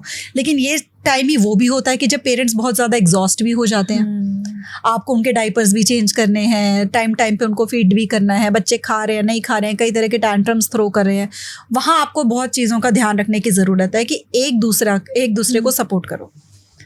बच्चे रात भर जाग रहे हैं, टाइम मैनेज करो। जैसे मेरे हस्बैंड है, वो रात को जाग लेते थे, मैं सुबह जल्दी उठ जाती थी, तो ये शिफ्ट्स लगा लेते थे हम कि इतना समय आप देखो, ताकि आपको भी अपने लिए, जहां आपने बात की थी पेरेंट्स की मेंटल हेल्थ, क्योंकि फिजिकल आपका काम ज़्यादा हो रहा है इस एज पे, मेंटल हेल्थ का बहुत ज़्यादा ध्यान रखो, खुद की तरफ बहुत ज़्यादा ध्यान दो, ताकि ऐसा ना हो कि आप बिल्कुल ही बच्चे को थके हुए और परेशान दिख रहे हो। एक दूसरे को स्पेस दो इस समय पे, जितना हो सके टाइम डिवाइड करो, और अगर आपको और कोई सपोर्ट मिलती है तो वो ज़रूर लो। अब उसके बाद बच्चे 6 साल से बड़े होना शुरू होते हैं, बच्चे स्कूल जाएंगे, फ्रेंड्स बनाएंगे, तो थोड़ी सी उनकी लाइफ चेंज होनी शुरू हो जाती है। ये वो समय है जब टीन एज में नहीं गए 13 ईयर्स तक, आपको उनको कुछ ना कुछ थोड़ा बहुत डिसिप्लिन सिखाना बहुत ज़रूरी है। बच्चे को ये सिखाओ कि खाना खाया है, अपने बर्तन सिंक में रख कर आओ। बच्चे को ये सिखाओ कि आपने खेल लिया, आप अपने टॉयज उनकी जगह पर रख दो, अपना बैग पैक कर लो, लेकिन साथ में लगो बच्चे के। उनको कभी भी ऑर्डर मत दो कि ये काम तुम्हें करना। अगर आपने उनको ऑर्डर दे दिया ना कि ये काम तुमको ही करना है, तो उनको लगेगा कि हमसे कोई बहुत बड़ा काम। और आजकल के बच्चों को बहुत जल्दी ना, आप देखोगे कि 1st-2nd क्लास के बच्चों को समझ में आ जाती है कि मुझसे काम करवा रहे हो, ऑफेंड हो जाते हैं मुझसे काम करवा रहे हो, मैं ही सारे काम करूं, है ना। तो बच्चे को क्या है कि आप उसको बहुत पोलाइटली, बेटा ये कर दो, ये कर दो, मम्मा ये कर रही है, तब तक आप ये कर दो। धीरे धीरे उसको बताओ, अरे वाह आप तो अपने सारे काम मैनेज कर लेते हो। तो उस टाइम पे उसको ना, उसकी वो धीरे धीरे उसकी जो ईगो होती है वो डेवलप हो रही होती है, उसको अप्रिसिएशन चाहिए होती है कि मैं कुछ करूं और मुझे अप्रिसिएशन मिले, तो उसको अप्रिशिएट करो। उसके जो उस टाइम पे चेंज हो रहा है ना, आपको उस टाइम पे ये नहीं देखना कि अब बच्चा बड़ा हो गया, अब इसको एकदम से दूर करना शुरू करो। उसको हग्स और किसेस की उस टाइम भी उतनी ही ज़रूरत होती है, क्योंकि बच्चा कहीं ना कहीं उस इमोशनल स्टेट में होता है कि उसको लग रहा होता है कि मैं कहीं ना कहीं पेरेंट्स से दूर हो रहा हूँ, क्योंकि वो स्कूल जा रहा है ज़्यादा टाइम के लिए, आप दिख नहीं रहे हो उतने समय के लिए, तो इसलिए वो उस समय पे थोड़ा ज़्यादा आपके पास आना शुरू करेगा, वो ज़्यादा टैंट्रम्स थ्रो करेगा, वो ज़्यादा आपके पीछे पड़ेगा, और आपको लगेगा बच्चा बड़ा हो गया, इसको समझ ही नहीं आ रही। तो उस समय पे पेशेंस के साथ चलना है बच्चे के साथ, थोड़ा सा उसको डिसिप्लिन ज़रूर सिखाना है, अपने काम करने की आदत अभी से डालने शुरू कर देंगे, क्योंकि अगर यहाँ ना डाली तो वो टीनेज में जाके सिखाओगे तो कोई फ़ायदा नहीं होगा। यहाँ पर अगर आपने सोचा कि नहीं बच्चों को पैम्पर करो, मेरा बेटा है ऐसे कैसे काम करेगा, मुझे ही करने हैं, वो लाइफ स्किल्स डेवलप कर रहा है बच्चा अपना, आप उसकी नींव स्ट्रॉन्ग कर रहे हो, बहुत ज़रूरी है वो उसके लिए। अपने लिए आपको खुशी होनी चाहिए कि आपका बच्चा खुद से अपने काम करना सीख रहा है, उसका वो स्किल डेवलप होगा, वो वाला मसल डेवलप हो जाएगा कि काम करने में कोई बुराई नहीं होती, अपना काम करने में कोई बुरा नहीं है। फॉरेन कंट्रीज में देखो लोग सारा सारा काम खुद कर रहे हैं, तो हमारे यहाँ हैबिट हो गई है कि हम हर चीज़ में हेल्प ले रहे हैं। तो वो चीज़ उसको करने दो, उसका माइंड भी थोड़ा अलग चीज़ों में जाएगा, उसको एक कॉन्फिडेंस आता है बच्चे को, यहाँ से उसका कॉन्फिडेंस बिल्ड होना शुरू हो जाएगा कि मैं अपने काम कर लेता हूँ, मैं खुद को संभाल लेता हूँ, मैं ये सब काम कर रहा हूँ। उसके बाद आएगी टीनेज, मोस्ट डिफिकल्ट सबसे टफ स्टेज होगी टीनेज की। क्या होगा कि टीनेज में आकर बच्चों का हार्मोन्स एकदम से चेंज होंगे, बच्चे को अपने फ्रेंड्स सबसे प्यारे लगने लग जाएंगे। अब तक जो बच्चे मम्मा पापा करके उनके पीछे पड़ रहे थे, उनके साथ ही जाना है, उनके साथ ही खाना है, अब उनको लगेगा हमें हमारे स्पेस चाहिए, हमारी भी अपनी लाइफ है ना। फ्रेंड्स की जो बात है वो ज़्यादा समझ में आनी शुरू हो जाती है, उनको लगता है कि फ्रेंड्स ही हमको समझ रहे हैं। आपका ना क्या होता है कि एक जनरेशन गैप आना शुरू हो जाता है, कनेक्शन टूट सा जाता है। हाँ, कनेक्शन टूट जाता है। तो इस समय पे हमें कनेक्शन बनाने की जरूरत है। लोग क्या करते हैं, इससे पहले तक तो बच्चे को बहुत प्यार करते हैं, किसी भी चीज की रिस्पॉन्सिबिलिटी नहीं देते, सारा काम उसका करके देखते हैं। जब एकदम से लगता है ना वो टीनेजर हो गया, तो बड़ा हो गया बच्चा, एकदम से उसको सारा डिसिप्लिन सिखाने की कोशिश करते हैं कि अब तुम बड़े हो गए हो, अब टाइम से उठा करो, अब ये भी करा करो, वो भी करा करो, सब कुछ करो। पढ़ाई का प्रेशर उन पे वैसे ही उस समय पे बहुत ज़्यादा होता है जो टीनेज होती है। लुक्स का भी प्रेशर हो गया आजकल, तो आप सोशल मीडिया पे देखो, हमारे टाइम पे तो मतलब मुझे लगता है पता नहीं कब जाकर हमने अपने लुक्स के ऊपर फोकस करना शुरू किया था। आजकल तो छोटी छोटी एज में वो चैनल बने हुए हैं यूट्यूब बकायदा जो टीनेज स्किन केयर बता रहे हैं है ना। वो गेटिंग रेडी फॉर स्कूल, वो स्कूल के लिए रेडी हो रही हैं, वो उसमें लिप बाम लगा रही हैं, काजल लगा रही हैं, वो सब स्कूल के लिए, मतलब इतना ज़्यादा वो फिर परफेक्ट दिखने का प्रेशर अभी से ही बच्चों पे होना शुरू हो जाता है। तो ये टीनेज में ना उनकी लाइफ में पता नहीं कितनी उथल पुथल चल रही होती है। वो उथल पुथल को लेकर हमारे सामने आते हैं और हमको लगता है कि ये पता नहीं सारा कुछ हमसे ही दुखी है शायद, और हमें लगता है कि ये सारी उथल पुथल हम एक ही मिनट में शांत कर देंगे। वो नहीं होगा, वो एक फेज है, वो चलेगा ही चलेगा। तो इस समय पे हमको पेशेंस रखनी बहुत ज़रूरत होती है, उसकी कंट्रोल करने की बिल्कुल कोशिश नहीं करनी। इस समय पे आप कर नहीं सकोगे, जितना आप इस समय पे बच्चे को खींचने की कोशिश करोगे वो उतना ही इलास्टिक की तरह दूर जाएगा। ये वो स्टेज है जहाँ बच्चे को ये पता चल जाता है कि मेरे जो पेरेंट्स हैं उनके ऊपर मैं कितना ट्रस्ट कर सकता हूँ या कर सकती हूँ। ये वो समय है यहाँ पर, क्योंकि मेरी भी बेटी है, टीनेज में गलतियाँ भी बहुत ज़्यादा करते हैं। अब बच्चे को मैं वही बता रही थी कि क्या, जहाँ तक आजकल कहा जाता है, कहा नहीं जाता, बहुत से ऐसे सर्वेज आ रहे हैं, डेटाज आ रहे हैं कि बहुत मतलब स्टूडेंट्स हैं जो इस टाइम पे सुसाइड कर लेते हैं, मेंटल हेल्थ इश्यूज, और कहते हैं उनमें सबसे बड़ा रोल ये होता है कि उनका पेरेंट्स के साथ कनेक्शन नहीं होता, कि उनका कनेक्शन स्ट्रांग नहीं होता, उनके पास कोई बात करने के लिए नहीं होता, उनके पास कोई ऐसा नहीं होता जो उनके ऊपर वो भरोसा कर सके। और पता है, जब बच्चों को ये लगता है ना कि मेरे पेरेंट्स मेरे साथ हैं, तो एक अलग सा कॉन्फिडेंस होता है। फिर हमें नहीं ऐसे लगता कि अगर हमारे पेरेंट्स हमारे साथ हैं तो पूरी दुनिया हमें गलत समझ ले, क्योंकि मैं जब अपने घर में आ रही हूँ तो मुझे कोई जज नहीं कर रहा।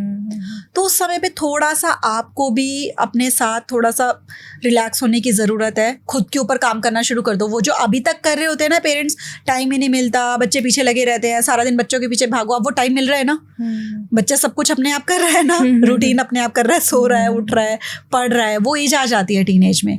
वो समय आप अपने ऊपर बिताना शुरू करो, अपनी लाइफ में ग्रोथ करो, दुनिया में क्या चल रहा है वो करना शुरू करो। बच्चे को थोड़ा सा कंट्रोल से दूर रखो, उसको चीज़ें सही गलत समाज की बताते जाओ, लेकिन उसके ऊपर थोपो मत। उसको बताओ कि सुबह टाइम से उठना, अपनी हेल्थ का ध्यान रखना, वर्कआउट करना बहुत ज़रूरी है बेटा इस एज में। उसको डिसीजन अपनी लाइफ का फिर ले लेने दो, करना है उसने कि नहीं करना है, क्योंकि उसको पता है अगर आप वो चीज़ें कर रहे हो ना, फॉर एग्जांपल मैं जा रही हूँ वर्कआउट करने, मैं योगा कर रही हूँ, मैं मेडिटेशन कर रही हूँ, और मैं साथ साथ अपनी बेटी को भी बता रही हूँ बेटी करना बड़ा ज़रूरी होता है, लॉन्ग टर्म में हमको हेल्प करता है। तो क्या होगा, हो सकता है वो चीज़ें ना करे जो मैं नहीं कर रही, लेकिन कल को जब उसको ज़रूरत लगेगी ना, तो वो अपने अकॉर्डिंगली देख लेगी कि मुझे फिजिकली कैसे एक्टिव रखना है, किसी चीज़ को पिक कर सकते हैं, राइट, मुझे माइंडफुलनेस प्रैक्टिस कैसे करनी है। तो इस समय पे खुद वो चीज़ें ज़्यादा करो जो समय मिल रहा है आपको। बच्चे को कम बोलो, उसकी बातें सुनो ज़्यादा। बच्चे टीनेज में बात करनी कब बंद करते हैं, जब उनको समझ में आ जाता है जहाँ हमने बात बताई वहाँ इन्होंने हमें जज किया, हमारे फ्रेंड्स को जज किया, वहाँ इन्होंने हमारे ऊपर पाबंदियाँ बढ़ा दी। बच्चे तभी अपने आप को पीछे खींचना शुरू कर देते हैं पेरेंट्स से। मेरी बेटी तो मुझसे बहुत बातें करती है, शुरुआत में तो मुझे लगता था कि नहीं ये क्या बताए, कहीं मतलब लगता था कि अच्छा ये वाली बात बताइए, ये तो ऐसा नहीं होना चाहिए था। फिर मैंने इस चीज़ को समझा, क्योंकि जब मैंने देखा कि मैं उसको करेक्ट कर देती थी कि ये तो आपने गलत किया, ये तो ऐसा नहीं होना चाहिए था, तो मैंने देखा कि वो आकर फिर बात करना बंद कर देती थी कुछ दिनों के लिए। तो मैंने आइडेंटिफाई किया कि उसको मुझसे कोई सॉल्यूशन नहीं चाहिए होता, जब चाहिए होता है वो आकर बोल देती है बाकायदा कि मम्मी इस चीज़ का मुझे कुछ समझ नहीं आ रहा, क्या करूँ। उसको कोई एडवाइस नहीं चाहिए होती, उसको बस बताना होता है, शेयर करना होता है। और वो उसके इमोशन को देखो ना, कि जब वो खुश होकर बता रही है तो आप चाहे कितने ही परेशान हो, आपको उसके साथ खुश होना है। अगर वो सैड है और आपको लग रहा है ये कोई बहुत बड़ी बात ही नहीं है जिसको लेकर सैड है, लेकिन आपको भी सैड होना है, ताकि बच्चे को लगे कि मेरे पेरेंट्स मेरे साथ है, मेरा कितना इमोशनली स्ट्रॉन्ग बॉन्ड है इनके साथ, कि ये फील कर सकते हैं जो मैं फील कर रही हूँ। जब आप बच्चे को लगता है ना ये फील कर रहे हैं जो मैं फील कर रही हूँ, तो बच्चे का आपके साथ इमोशनल जो कनेक्शन है स्ट्रॉन्ग हो जाता है। और जहाँ आपके साथ इमोशनल कनेक्शन स्ट्रॉन्ग है, तो वो लाइफ के जितने भी चैलेंजेस आ रहे हैं ना, वो जब उनको ज़रूरत लगेगी कि हाँ अब हमें, क्योंकि उस समय पे वो समझ रहे हैं कि हम बड़े हैं, हम अपने डिसीजंस ले सकते हैं, हमें सब समझ है, हम छोटी छोटी चीज़ों के लिए पेरेंट्स के पास नहीं जाएंगे। लेकिन जब उन्हें इमोशनली लगेगा कि हमारा कनेक्शन स्ट्रांग है, तो जब ज़रूरत लगेगी वो कहीं और गलत हरकत करने की जगह आपके पास आ जाएंगे, किसी गलत पर्सन के साथ कॉन्टैक्ट करने की जगह आपके पास करेंगे, आकर वहाँ से एडवाइस लेंगे। वो जो आता है ना कि भी आपके वो फ्रेंड्स के पास नहीं जाएंगे फिर एडवाइस लेने के लिए, वो आपके पास आ जाएंगे, क्योंकि उनको इस चीज़ की समझ होगी कि पेरेंट्स मुझे जज नहीं करने वाले, और वो मेरे साथ सबसे ज़्यादा इमोशनली कनेक्टेड है, वो मुझे फील कर पाएंगे, वो आपके साथ सब कुछ आकर शेयर करेंगे फिर। और बहुत ज़रूरी है, क्योंकि आजकल के टाइम में कहते हैं कि मेंटल हेल्थ के आधे जो चैलेंजेस है, इश्यूज़ हैं, वो तभी सॉल्व हो जाते हैं जब आपका जो पेरेंट या आपकी फैमिली या कोई भी आपकी लाइफ में ऐसा हो जिसके सामने आप सारी चीज़ें वेंट आउट कर पाओ, जिसके साथ आपको डिस्कस कर सको, जो आपको समझे, जो आपको जज नहीं करे, जो आपको गलत ना साबित करने पे लगा रहे, जो आपको नीचा ना दिखाए, जिसके साथ आप फ्रीली अपनी हर मन की सारी बातें कर सको। और सोचो जब वो पेरेंट्स ही हों तो उनकी हर बात को सुन लो, हर बात को समझ लो। कहीं ना कहीं वो जो पेरेंट अंदर से, वो जो हम उसमें रहते हैं ना करेक्टर में, मैं माँ हूँ, मैं फादर हूँ, ऐसे कैसे सुनना पड़ेगा इस समय। कुछ बच्चे के इमोशंस उथल पुथल मचा रहे हैं, हार्मोन्स उथल, वो कभी आपको जवाब भी देंगे, उस समय रिएक्ट मत करो। बाद में जब बच्चे से मिलो, बात करो कि बेटा जब आपने ऐसे बोला था ना, ऐसे रिएक्ट नहीं करते हैं, थोड़ा सा बुरा लगता है, क्योंकि वो उस समय उस इमोशन से थोड़ा दूर होगा, तो वो बच्चा ज़्यादा अच्छे से समझेगा। उसी टाइम पे चोट करने की कोशिश करोगे तो नहीं समझेगा। दूसरा, इस समय पे जब आपने कहा कि इस टाइम पे बच्चे गलतियाँ भी बहुत करते हैं, बच्चा जब भी गलती करे, बच्चे को ये डर नहीं होना चाहिए कि मेरे पेरेंट्स को ना पता चल जाए, क्योंकि बच्चे गलती करके ना सब संभाल लेते हैं, दुनिया का इतना फर्क नहीं पड़ता लोगों को, लेकिन मोस्टली बच्चे जो ऐसा स्टेप उठाते हैं उनको ये डर होता है कि मेरे पेरेंट्स को ना पता चल जाए। पेरेंट्स को पता चल जाए उससे बेटर है कि मैं लाइफ में कोई गलत स्टेप ही उठा लूँ, मैं घर से भाग जाऊँ, मैं कुछ ऐसा कर लूँ। क्योंकि जहाँ पेरेंट्स, क्योंकि उनको, हमको लग रहा होता है इतनी बड़ी बात नहीं है, पेरेंट्स ने डांट दिया क्या हुआ, लेकिन वो उनका जो हार्ट है ना उस टाइम बहुत वीक है, सेंसिटिव है, बहुत सेंसिटिव होते हैं टीनेजर, जो हमें दिखने में लग रहे होते हैं ना कि बहुत रूड है, बहुत स्टबर्न हो गए हैं, वो बहुत सेंसिटिव होते हैं, इतनी इतनी सी बात उनको लगती है।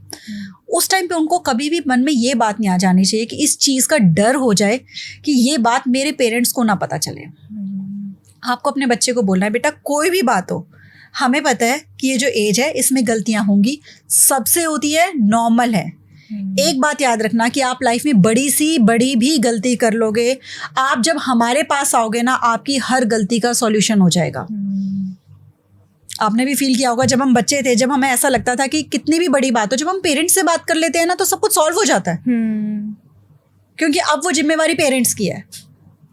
मैंने अपनी बेटी को ये बोल रखा है, चाहे कोई भी बात हो जाए लाइफ में, कहाँ जब आपको सबसे ज़्यादा डर लग जाए ना कि हाँ ये पेरेंट्स को ना पता चले, वो बात सबसे ज़रूरी है आकर डिस्कस करने। सबसे पहले उन्हीं को पता चलनी चाहिए, सबसे पहले उनको पता चलनी चाहिए, क्योंकि जितना आप पेरेंट्स से छुपाओगे उतना आप और ज़्यादा उस प्रॉब्लम में फंसते चले जाओगे। और कोई भी आपकी लाइफ की ऐसी प्रॉब्लम नहीं होगी जिसको कि पेरेंट्स सॉल्व ना कर सकेंगे।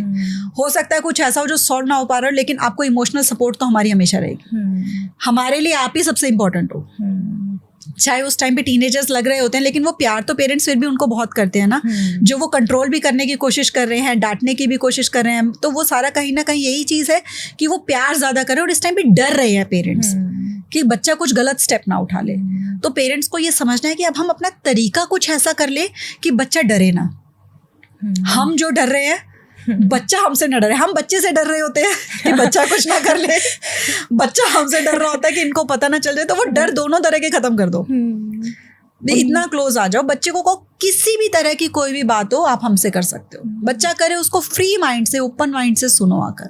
तो अपने आप जो है कि बच्चा जो भी आपको लगेगा भी गलतियां कर भी रहा है, कुछ भी कर रहा है। और तीसरा, बच्चे को ना ये श्योरिटी बहुत होनी चाहिए कि मेरे पेरेंट्स किसी और से ज़्यादा मुझ पर विश्वास करते हैं। ये बहुत ज़रूरी होता है, क्योंकि कई बार क्या होता है कि किसी आसपास के पड़ोस के किसी ने आकर बोल दिया आपका बच्चा ऐसा है, आपका बच्चा हमने वहां देखा, आपका बच्चा ऐसे झगड़ा कर रहा था, आपके बच्चे को ये करते हुए हमने देखा, और पेरेंट्स बैठे होते डंडा लेकर, आ जाए घर। नहीं, वो पड़ोस का जो पर्सन है उसके साथ जिंदगी नहीं निभानी है, उसकी जिंदगी की रिस्पॉन्सिबिलिटी आपकी नहीं है। आज के टाइम पे बच्चे सेंसिटिव हैं, अगर उनको पता चला कि पेरेंट्स ऐसे रिएक्ट करते हैं, बच्चे घर ही नहीं आएंगे।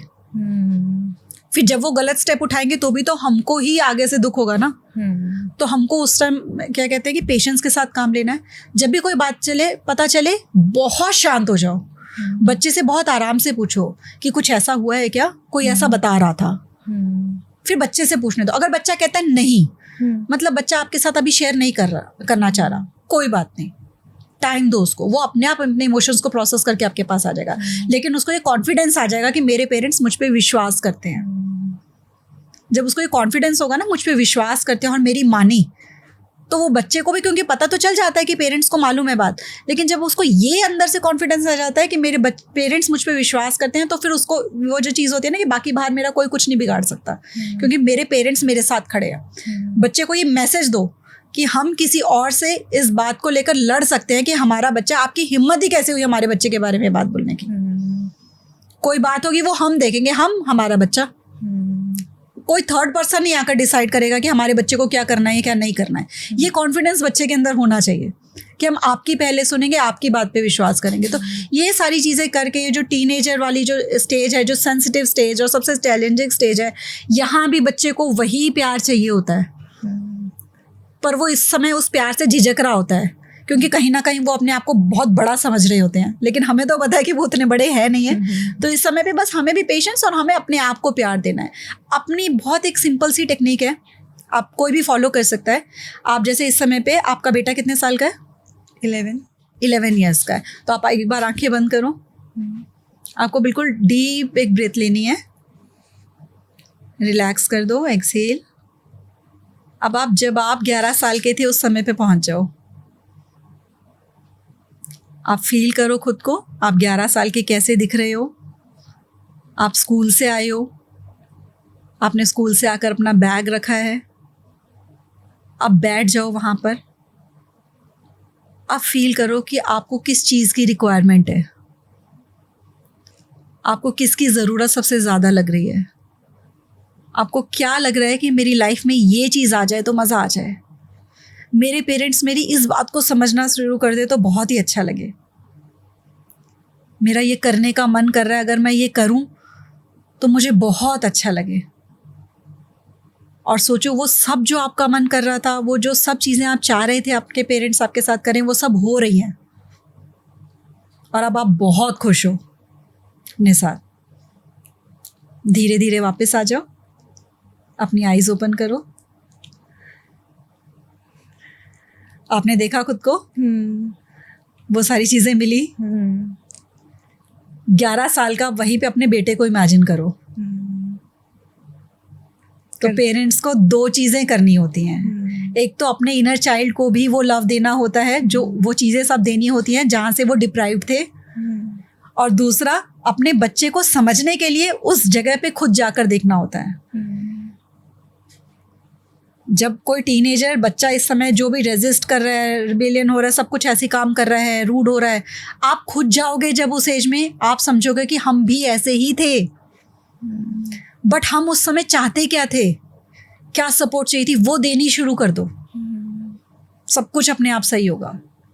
और उस समय जो उस एज में आपके पास मिसिंग थी, वो चीज़ें अभी अपने आप को देनी शुरू कर दो। सिर्फ अपने इनर चाइल्ड को हील करना राइट। आपके इनर चाइल्ड को हील करना भी ज़रूरी है, ताकि वो जो फियर है ना वो निकल सके बाहर। वो जो डर है बच्चों को लेकर कि ये ना हो जाए, वो ना हो जाए, अपने फियर्स को बच्चों की लाइफ के साथ कनेक्ट मत करो। तो खुद को भी हील करना है और साथ ही साथ बच्चे को भी फील करना है कि वो क्या फील कर पा रहा है। उसके लिए ये प्रैक्टिस ज़रूर करो। जब भी लगे सब कुछ मुश्किल हो रहा है, बहुत ज़्यादा समझ ही नहीं आ रहा है ये बच्चा मुझसे चाहता क्या है, जो टीनेजर है, खुद पहुंचो अपनी टीनेज में। पहले अपना ध्यान रखना शुरू करो। पहले अपना ध्यान क्यों रखना है? आप देखो फ्लाइट में भी होता है ना, ऑक्सीजन मास्क पहले अपने लगाओ, फिर बच्चे के लगाना है। लेकिन आज के टाइम में बच्चे का मास्क लगाना सब सिखा रहे हैं, पेरेंट्स अपना ऑक्सीजन मास्क कैसे लगाएं कोई नहीं बता रहा। पेरेंट्स ऑक्सीजन मास्क लगा ही नहीं रहे हैं। स्कूल्स में भी वर्कशॉप्स हो रही हैं तो वो ये बता रहे हैं बच्चे की मेंटल हेल्थ का ऐसे ध्यान रखना है। Now kids are very smart. आप उनको कुछ भी आकर बोलोगे तो वो बोलेंगे अच्छा आपने तो गैस लाइटिंग कर दी।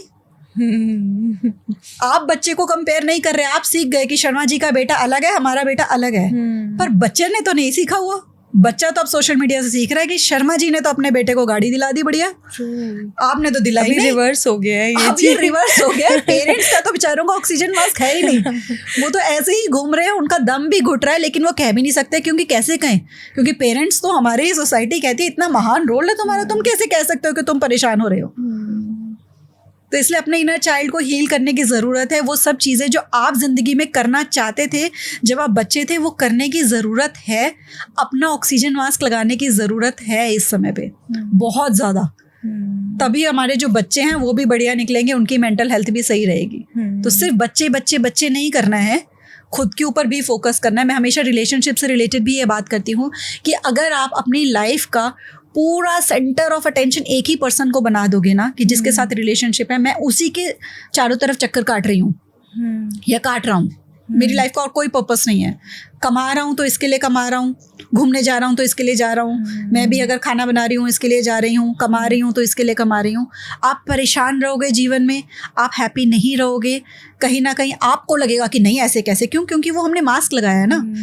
हमको लगता है कि हम जितना करेंगे काम, जितने गिवर बनेंगे उतना ज़्यादा अच्छा है। हमारी सोसाइटी बताती है ना पेरेंट्स को सैक्रिफाइस करो, पेरेंट्स तो महान होते हैं। आप वो मास्क लगा कर घूम रहे हो, लेकिन डीप डाउन आपकी जो सोल है उसको तो पता है कि आप तो खुद के साथ कनेक्टेड ही नहीं हो, आप खुद पे तो ध्यान ही नहीं दे रहे हो, आपकी ज़िंदगी कहाँ है।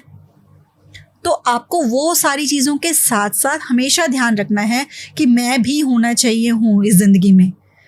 अपने आप को भी रखना है, जितना आपके साथ भी रिलेशनशिप अच्छा करना है। अपने साथ रिलेशनशिप अच्छा करोगे, अपने आप आपके पार्टनर के साथ भी अच्छा होता है, अपने आप आपके बच्चों के साथ भी अच्छा होता है। बच्चे भी सीखते हैं कि कैसे अपना ख्याल रखना है। आपने जितना कुछ बताया ना, लोग जस्ट इसका अपोजिट करते हैं। अगर बच्चे घर पे आ रहे हैं, बात कर रहे हैं तो जस्ट रिएक्ट करते हैं, है ना। तो हमें सीखना होगा कि अपने आप से प्यार करना है, अपने आप को पहले हील करना है। टीनेज की अगर हम बात करें, बच्चों के ओपिनियन अपने पेरेंट्स से बिल्कुल ही अलग होते हैं, तो उसको कैसे अलाइन करेंगे? देखो ओपिनियन तो अलग होंगे ही होंगे, क्योंकि इस समय पे जो जनरेशन होती है वही बदल गई होती है ना। हमारे टाइम के क्या होता था, हम जब हमारी वाली जनरेशन थी ना, तो उस टाइम पे लव मैरिज को बहुत बड़ा माना जाता था। उस टाइम पे आई लव यू कहना ऐसा होता था स्कूल कॉलेज में, ओ आई लव यू कह दिया उसने, उसको आई लव यू कह दिया। राइट। अब आजकल तो लव यू हर कोई एक दूसरे को, कलीग को भी कह रहा है, क्लासमेट्स को भी कह रहे हैं, इतना कॉमन वर्ड है ना। अब हमारे पेरेंट्स को लगता है कि ऐसे कैसे किसी को कह सकते हो, ऐसे कैसे किसी को हग वाला जो आप इमोजी भेज सकते हो। अब वो चीजें कॉमन हो गई। लव मैरिज पहले लगता था कि बहुत बड़ी बात होगी, फलाने घर में उन लोगों ने लव मैरिज करवाई है अपने बच्चों की। अब वो कॉमन है, पेरेंट्स ही कह रहे हैं कि कौन टेंशन ले अरेंज मैरिज की, अपने ऊपर हमें रिस्पॉन्सिबिलिटी लेनी नहीं है, अपने लिए खुद ढूंढ लो। तो कॉमन हो गया।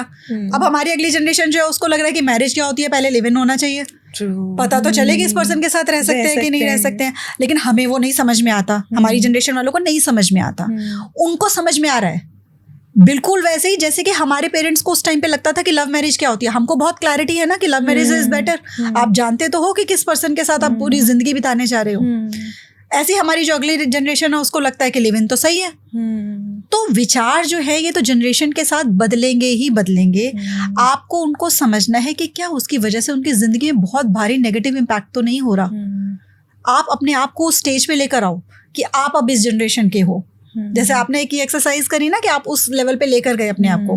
तो जब आप इस जनरेशन के अकॉर्डिंग होगे, इस जनरेशन में क्या चल रहा है, आप न्यूज़ पढ़ो, ग्लोबल न्यूज़ पढ़ो, क्या चल रहा है, क्या ट्रेंडिंग है। बच्चे अगर आपको कहना चाह रहे हैं कि हम ये प्रोफेशन में नहीं जाएंगे, इसमें जाएंगे, पहले लगता था सारे पेरेंट्स को जॉब ही करो, जो बिजनेस वाले होते थे उनको लगता था हमारा ही बिजनेस संभालो। आज के समय में ऐसा नहीं है। बच्चे हर कोई क्या करते हैं, बिजनेसमैन के ही बच्चे हैं, वो कहते हैं हमें अपना काम करना है। कई उनके बच्चे जॉब करना चाहते हैं, तो वो धीरे धीरे हमारे अंदर समझ आ रही है कि नहीं, उनको करने दो। तो ऐसे ही जो ओपिनियंस हैं ये चेंज होंगे ही होंगे। हमको उनको क्लैश नहीं करना है, हमें उनकी बात सुननी है, समझनी है, क्योंकि जहां आपने क्लैश किया बच्चों ने तो वो काम करना ही करना है, वो फिर छुप कर करेंगे। तो इसलिए बेटर है कि जो कह रहे हैं उसमें आप उनके साथ हो जाओ, ताकि आप उनको लाइफ में अगर कोई दिक्कत होती है तो वहाँ से उनको बचा तो सको, वहाँ उनको सपोर्ट तो प्रोवाइड कर सको।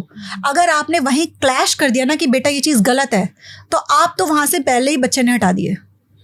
अब आपको पता भी नहीं चलेगा कि बच्चा आपके पीठ पीछे क्या कर रहा है, वही डिसीजन ले रहा है कि नहीं ले रहा है।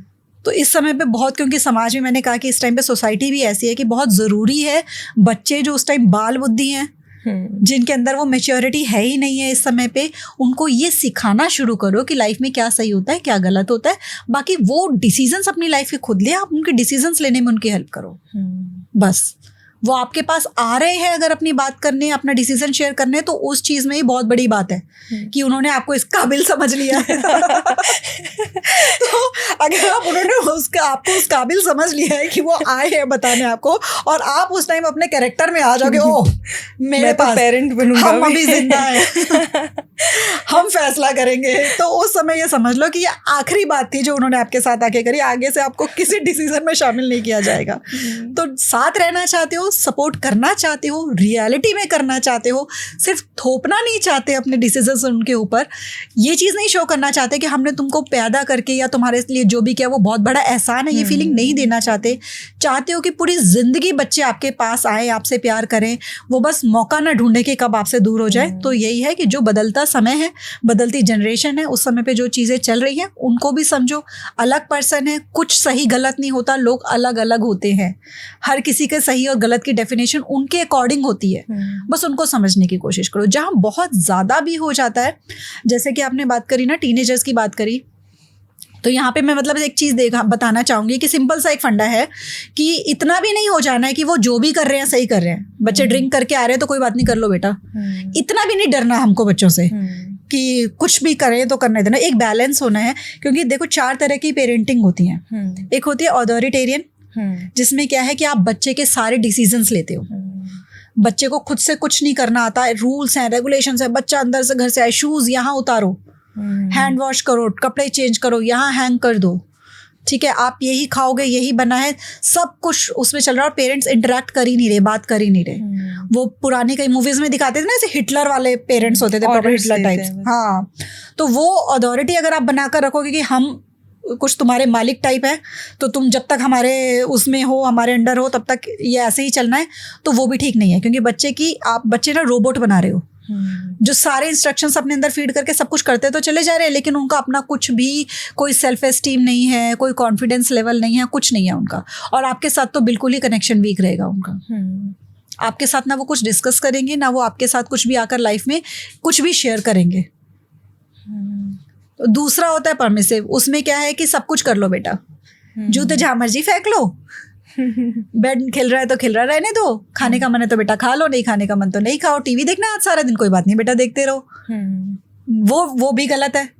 बच्चे को लाइफ में डिसिप्लिन समझ में ही नहीं आया क्या होता है। बच्चे के सारे आप काम करके दे रहे हो, हम करेंगे सारे, जब तक बच्चा हमारे पास है हम ही करेंगे इसके सारे काम। बच्चे को अपनी रिस्पॉन्सिबिलिटी नहीं उठानी आई। अब आप तो उसको बच्चे को बच्चा बच्चा बच्चा करके पैम्पर कर रहे हो, लेकिन लाइफ में जब रियल लाइफ में निकलेगा तो सारी दुनिया थोड़ी उसे पैम्पर करेगी। उसके सोशल स्किल्स भी नहीं डेवलप हो पाएंगे, वो समझेगा ही नहीं कि अलग अलग तरह के लोग होते हैं। कोई आपके साथ स्ट्रिक्ट भी होगा, वो कोई काम नहीं कर पाएंगे। वो कोई कंपनी में जाएंगे, वो जो बॉस है उनको लगेगा ऐसे कैसे मुझे कह दिया काम करने को। इस टाइप के बच्चे ज्यादा सफर करते हैं। जो आजकल आ रहा है ना, जो जेनजी के लिए बोला जा रहा है कि वो जाके आगे से कहते हैं कि हम क्यों तुम्हारे इंस्ट्रक्शंस को फॉलो करें, हमें क्यों कह रहे हो। तो वो भी सही नहीं है बच्चे के लिए। आपके लिए तो पेरेंटिंग बहुत आसान हो जाएगी, कोई जोर नहीं लग रहा दिमाग का, पेरेंटिंग बहुत आसान हो गई। तीसरा है कि जो नेग्लेक्ट होता है, बिल्कुल इमोशनली अनअवेलेबल है पेरेंट्स, वो आ रहे हैं जिन्होंने मतलब फुल टाइम ही रखे हुआ है कोई केयर टेकर। अगर आपको केयर टेकर रखना भी है, कोई सपोर्ट चाहिए भी, तो भी आपको ढूंढना है कि कैसा ऐसा टाइम हो कि बच्चे को लगे कि ये पेरेंट्स हैं मेरे। तो कई ऐसी जगहें भी हैं जहाँ पे पेरेंट्स अवेलेबल ही नहीं है, काम कर रहे हैं, बाहर जा रहे हैं, पार्टीज़ में जा रहे हैं, या फिर अपने वर्क में इतना ज़्यादा बिजी हैं कि बच्चे अपने आप ही बड़े होते जा रहे हैं, केयर टेकर्स ही उनको पूरा टाइम ध्यान रखें। तो वहाँ बिल्कुल ही बच्चे का ना तो इमोशनल कनेक्शन बनेगा, आगे चल के बच्चे अंदर ही अंदर लोनली हो जाते हैं वो बहुत ज़्यादा, तो वो इमोशनली भी वीक हो जाते हैं क्योंकि उनको कहीं पे भी सिक्योर नहीं फील होता। जो पेरेंट्स के साथ कनेक्शन बन के सिक्योर फील करते हैं वो नहीं फील होता, वो कॉन्फिडेंस भी लो हो जाता है उनका। फिर चौथे होते हैं ऑथोरिटेटिव। उसमें क्या है कि आप एक बैलेंस्ड अप्रोच लेके चलते हो। आप बच्चे को प्यार भी कर रहे हो, आप बच्चे को साथ साथ डिसिप्लिन भी सिखा रहे हो।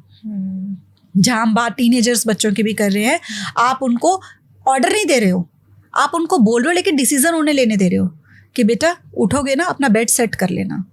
आप पीछे नहीं पड़े हो, मैं खड़ी हूँ, करो सेट। ये जैसे मेरे नेक्स्ट क्वेश्चन इसी के लिए था कि फ्रीडम और डिसिप्लिन के बीच में बैलेंस कैसे लेके, आई थिंक ये पेरेंटिंग स्टाइल, यही पेरेंटिंग स्टाइल है कि एक बैलेंस। आपको पता है कि कुछ चीजें जो आपको लगता है बच्चा अपने आप डिसीजंस ले सकता है, उसको ले लेने दो, और कुछ चीजें जहाँ पे आपको लगता है कि चीजें गलत हो सकती है, वहां पर आपको भी डिसिप्लिन थोड़ा सा मेंटेन करने की जरूरत है। जो मैंने बात करी थी ना कि 6-7 साल का बच्चा होते है उसको डिसिप्लिन सिखाना शुरू कर दो, तो वहां टीनेज में वो आसान हो जाता है क्योंकि बच्चा ऑटोमेटिकली डिसिप्लिन फॉलो कर रहा है, वो मुश्किल नहीं आएगी। फिर आपको पता है, उसे पता है घर में कुछ चीजें हैं कि अपना खा के अपनी प्लेट खुद रख कर आनी है, आपको पता है कि स्कूल से आए टिफिन निकाल कर आपको सिंक में रखना है, अपने शूज जो है आपको खुद पॉलिश कर लेने हैं। ये डिसिप्लिन में आ गया, ये डिसिप्लिन में आ गया कि आपको अपनी केयर करनी है, अपनी फ्रीडम। ये है कि अगर आप चाह रहे हो कि टीवी देखना है, देख लो 2 घंटे के लिए, आप उसको फिर डिसिप्लिन साथ में बैलेंस कैसे करना, डिसाइड करना, इतने टाइम तक देखना है। राइट। जैसे मेरी जो छोटी वाली बेटी है, उसको गेम खेलना अच्छा लगता है टैब पे। अब उसको गेम खेलना अच्छा लगता है, मैं उसके साथ बैठी, हम डिसाइड करते हैं बेटा मिलकर कि कौन सा गेम खेलना है। अब उसने 2-3 किए हैं, बेटा ये तो अच्छा नहीं है, उनको अब मना कर रहे हो ना, साथ में रीजन दो, बेटा इससे तो आपकी मेंटल हेल्थ पे असर पड़ेगा, है ना, इससे आपका माइंड खराब हो सकता है, ये चीजें हो सकती है, बेटा ये वाले में तो बहुत फास्ट मूविंग है, आईज पे स्ट्रेस पड़ता है। हाँ, ये फिर वो कहती मम्मा ये, हाँ ये वाली ठीक लग रही है, ये आप खेल सकते हो। बच्चे को लगा मेरी चॉइस है, उसको डिसीजंस लेने में साथ में हेल्प कर दो मिलकर कि ठीक है बेटा, अगर आप ये करना चाहते हो, मैं आपको बिल्कुल मना नहीं कर रही, क्योंकि इस टाइम पे आप स्क्रीन से तो छोड़ ही नहीं सकते। आप ये करना चाहते हो आप करो, आपको लग रहा है मैं अपनी फ्रेंड्स के साथ अभी बाहर खेलने जाना चाहती हूँ, कोई बात नहीं, खेल लो, इतने बजे घर आ जाना। डिसिप्लिन साथ में, ये नहीं कि आप गए हो तो आप पढ़ाई को देख ही नहीं रहे हो। आपको बेटा आपके एग्जाम्स चल रहे हैं, लेकिन बच्चा कह रहा है कि मेरा मन कर रहा है टीवी देखने का। अब आप कहो कि बैन है, घर में आप टीवी देख ही नहीं सकते, आप खेलने जा ही नहीं सकते क्योंकि एग्जाम्स चल रहे हैं, वो गलत है। आप बच्चे को कहो ठीक है जाओ बेटा, कोई बात नहीं, वो भी जरूरी है, आप जाओ, आप ऐसा करो आधे घंटे में खेलकर वापस आ जाना, फिर आप अपना पढ़ लेना। बच्चा ज्यादा खुश होकर पढ़ेगा, उसको पढ़ाई बोझ नहीं लगेगी। तो डिसिप्लिन इस तरीके से लाइफ में आए कि बच्चे को लगे ये मैं खुद कर रहा हूँ या कर रही हूँ, ये मेरे डिसीजंस हैं और ये मेरे अच्छे के लिए हैं। जिस चीज़ के लिए मुझे मना करा जा रहा है वो मेरे अच्छे के लिए है, और वो तभी होगा जब आपने उसके साथ इमोशनली कनेक्शन स्ट्रॉन्ग करा होगा। आप बात बात पे, हर बात पे उसको मना नहीं कर रहे हो, आप अपनी फ्रस्ट्रेशन इरिटेशन सारे उसके ऊपर नहीं निकाल रहे हो। आप कभी गुस्सा हो भी गए उस पर तो आपको पता है कि आपने गलत किया और आपको रियलाइजेशन हो गई, लेकिन आप कैरेक्टर में नहीं हो कि मैं तो पेरेंट हूँ, आप जाके सॉरी बोल रहे हो। तो वहां बच्चे को समझ में आता है कि हाँ ये भी इंसान है, पेरेंट्स भगवान नहीं है, इनसे गलतियां होती हैं, लेकिन देखो हमने ये सिखा दिया ना कि गलती हुई लेकिन मान लेना चाहिए। तो ये सारी चीज़ें जब बैलेंस में चलती हैं ना, तो वहाँ बच्चे फिर कॉन्फिडेंट बनते हैं, आगे चल के सिक्योर्ड भी रहते हैं, और वो लाइफ में आगे चल के उनके सोशल स्किल्स भी अच्छे रहते हैं, और वो लाइफ में अपने आप को ज़्यादा अच्छे से हैंडल करना चाहते हैं, अपने इमोशंस को भी रेगुलेट कर पाते हैं। तो ये बेस्ट होता है कि बैलेंस बनाओ, ये नहीं कि सब कुछ ही कर लेने दो, और ये भी नहीं कि कुछ भी ना करने दो। कुछ चीज़ों में डिसिप्लिन रखो, और कुछ चीज़ों में जो लगता है इतनी ज़्यादा इम्पैक्ट नहीं करेंगी, वहाँ फ्रीडम भी दो। इस टाइम पे पेरेंट्स के पास जो पेरेंटिंग का इतना बड़ा चैलेंज है, वो स्कूल की तरफ से भी प्रेशर्स बहुत ज़्यादा आते हैं। मतलब मेंटल हेल्थ पेरेंट्स का इसलिए भी डिस्टर्ब हो सकता है, इसके बारे में क्या कहेंगे आप? ये तो मतलब बहुत ज़रूरी थी बात करनी, और आई एम ग्लैड कि आपने इस बात को उठाया है। तो वाकई में स्कूल्स की तरफ से जो प्रेशर आ रहा है बच्चों के ऊपर तो आ ही रहा है। मैंने कहा कि 80% से ज़्यादा बच्चे जो है, वो सर्वे हुआ था उसमें उन्होंने बताया कि एकेडमिक प्रेशर फील करते हैं। तो क्योंकि कहीं ना कहीं बहुत ज़्यादा रैट रेस के लिए रेडी किया जा रहा है बच्चों को, कोचिंग ये वो पता नहीं क्या क्या चीज़ों में एक्स्ट्रा, ये वाले एग्ज़ाम वो वाले एग्ज़ाम्स, फिर हाई परफॉर्मेंस का उनके ऊपर प्रेशर बहुत ज़्यादा आ रहा है। दूसरा जो बच्चों के साथ ये वाला प्रेशर तो पेरेंट्स पे भी आ रहा है परफॉर्मेंस रिलेटेड। दूसरा देखो आप एक चीज़ बड़ी मतलब आप अगर रिलेट कर पाओगे एज अ मदर कि क्योंकि आजकल मदर्स भी वर्किंग हैं और ये जो टाइमिंग स्कूल्स की होती है कहीं बहुत ऑड रहती है।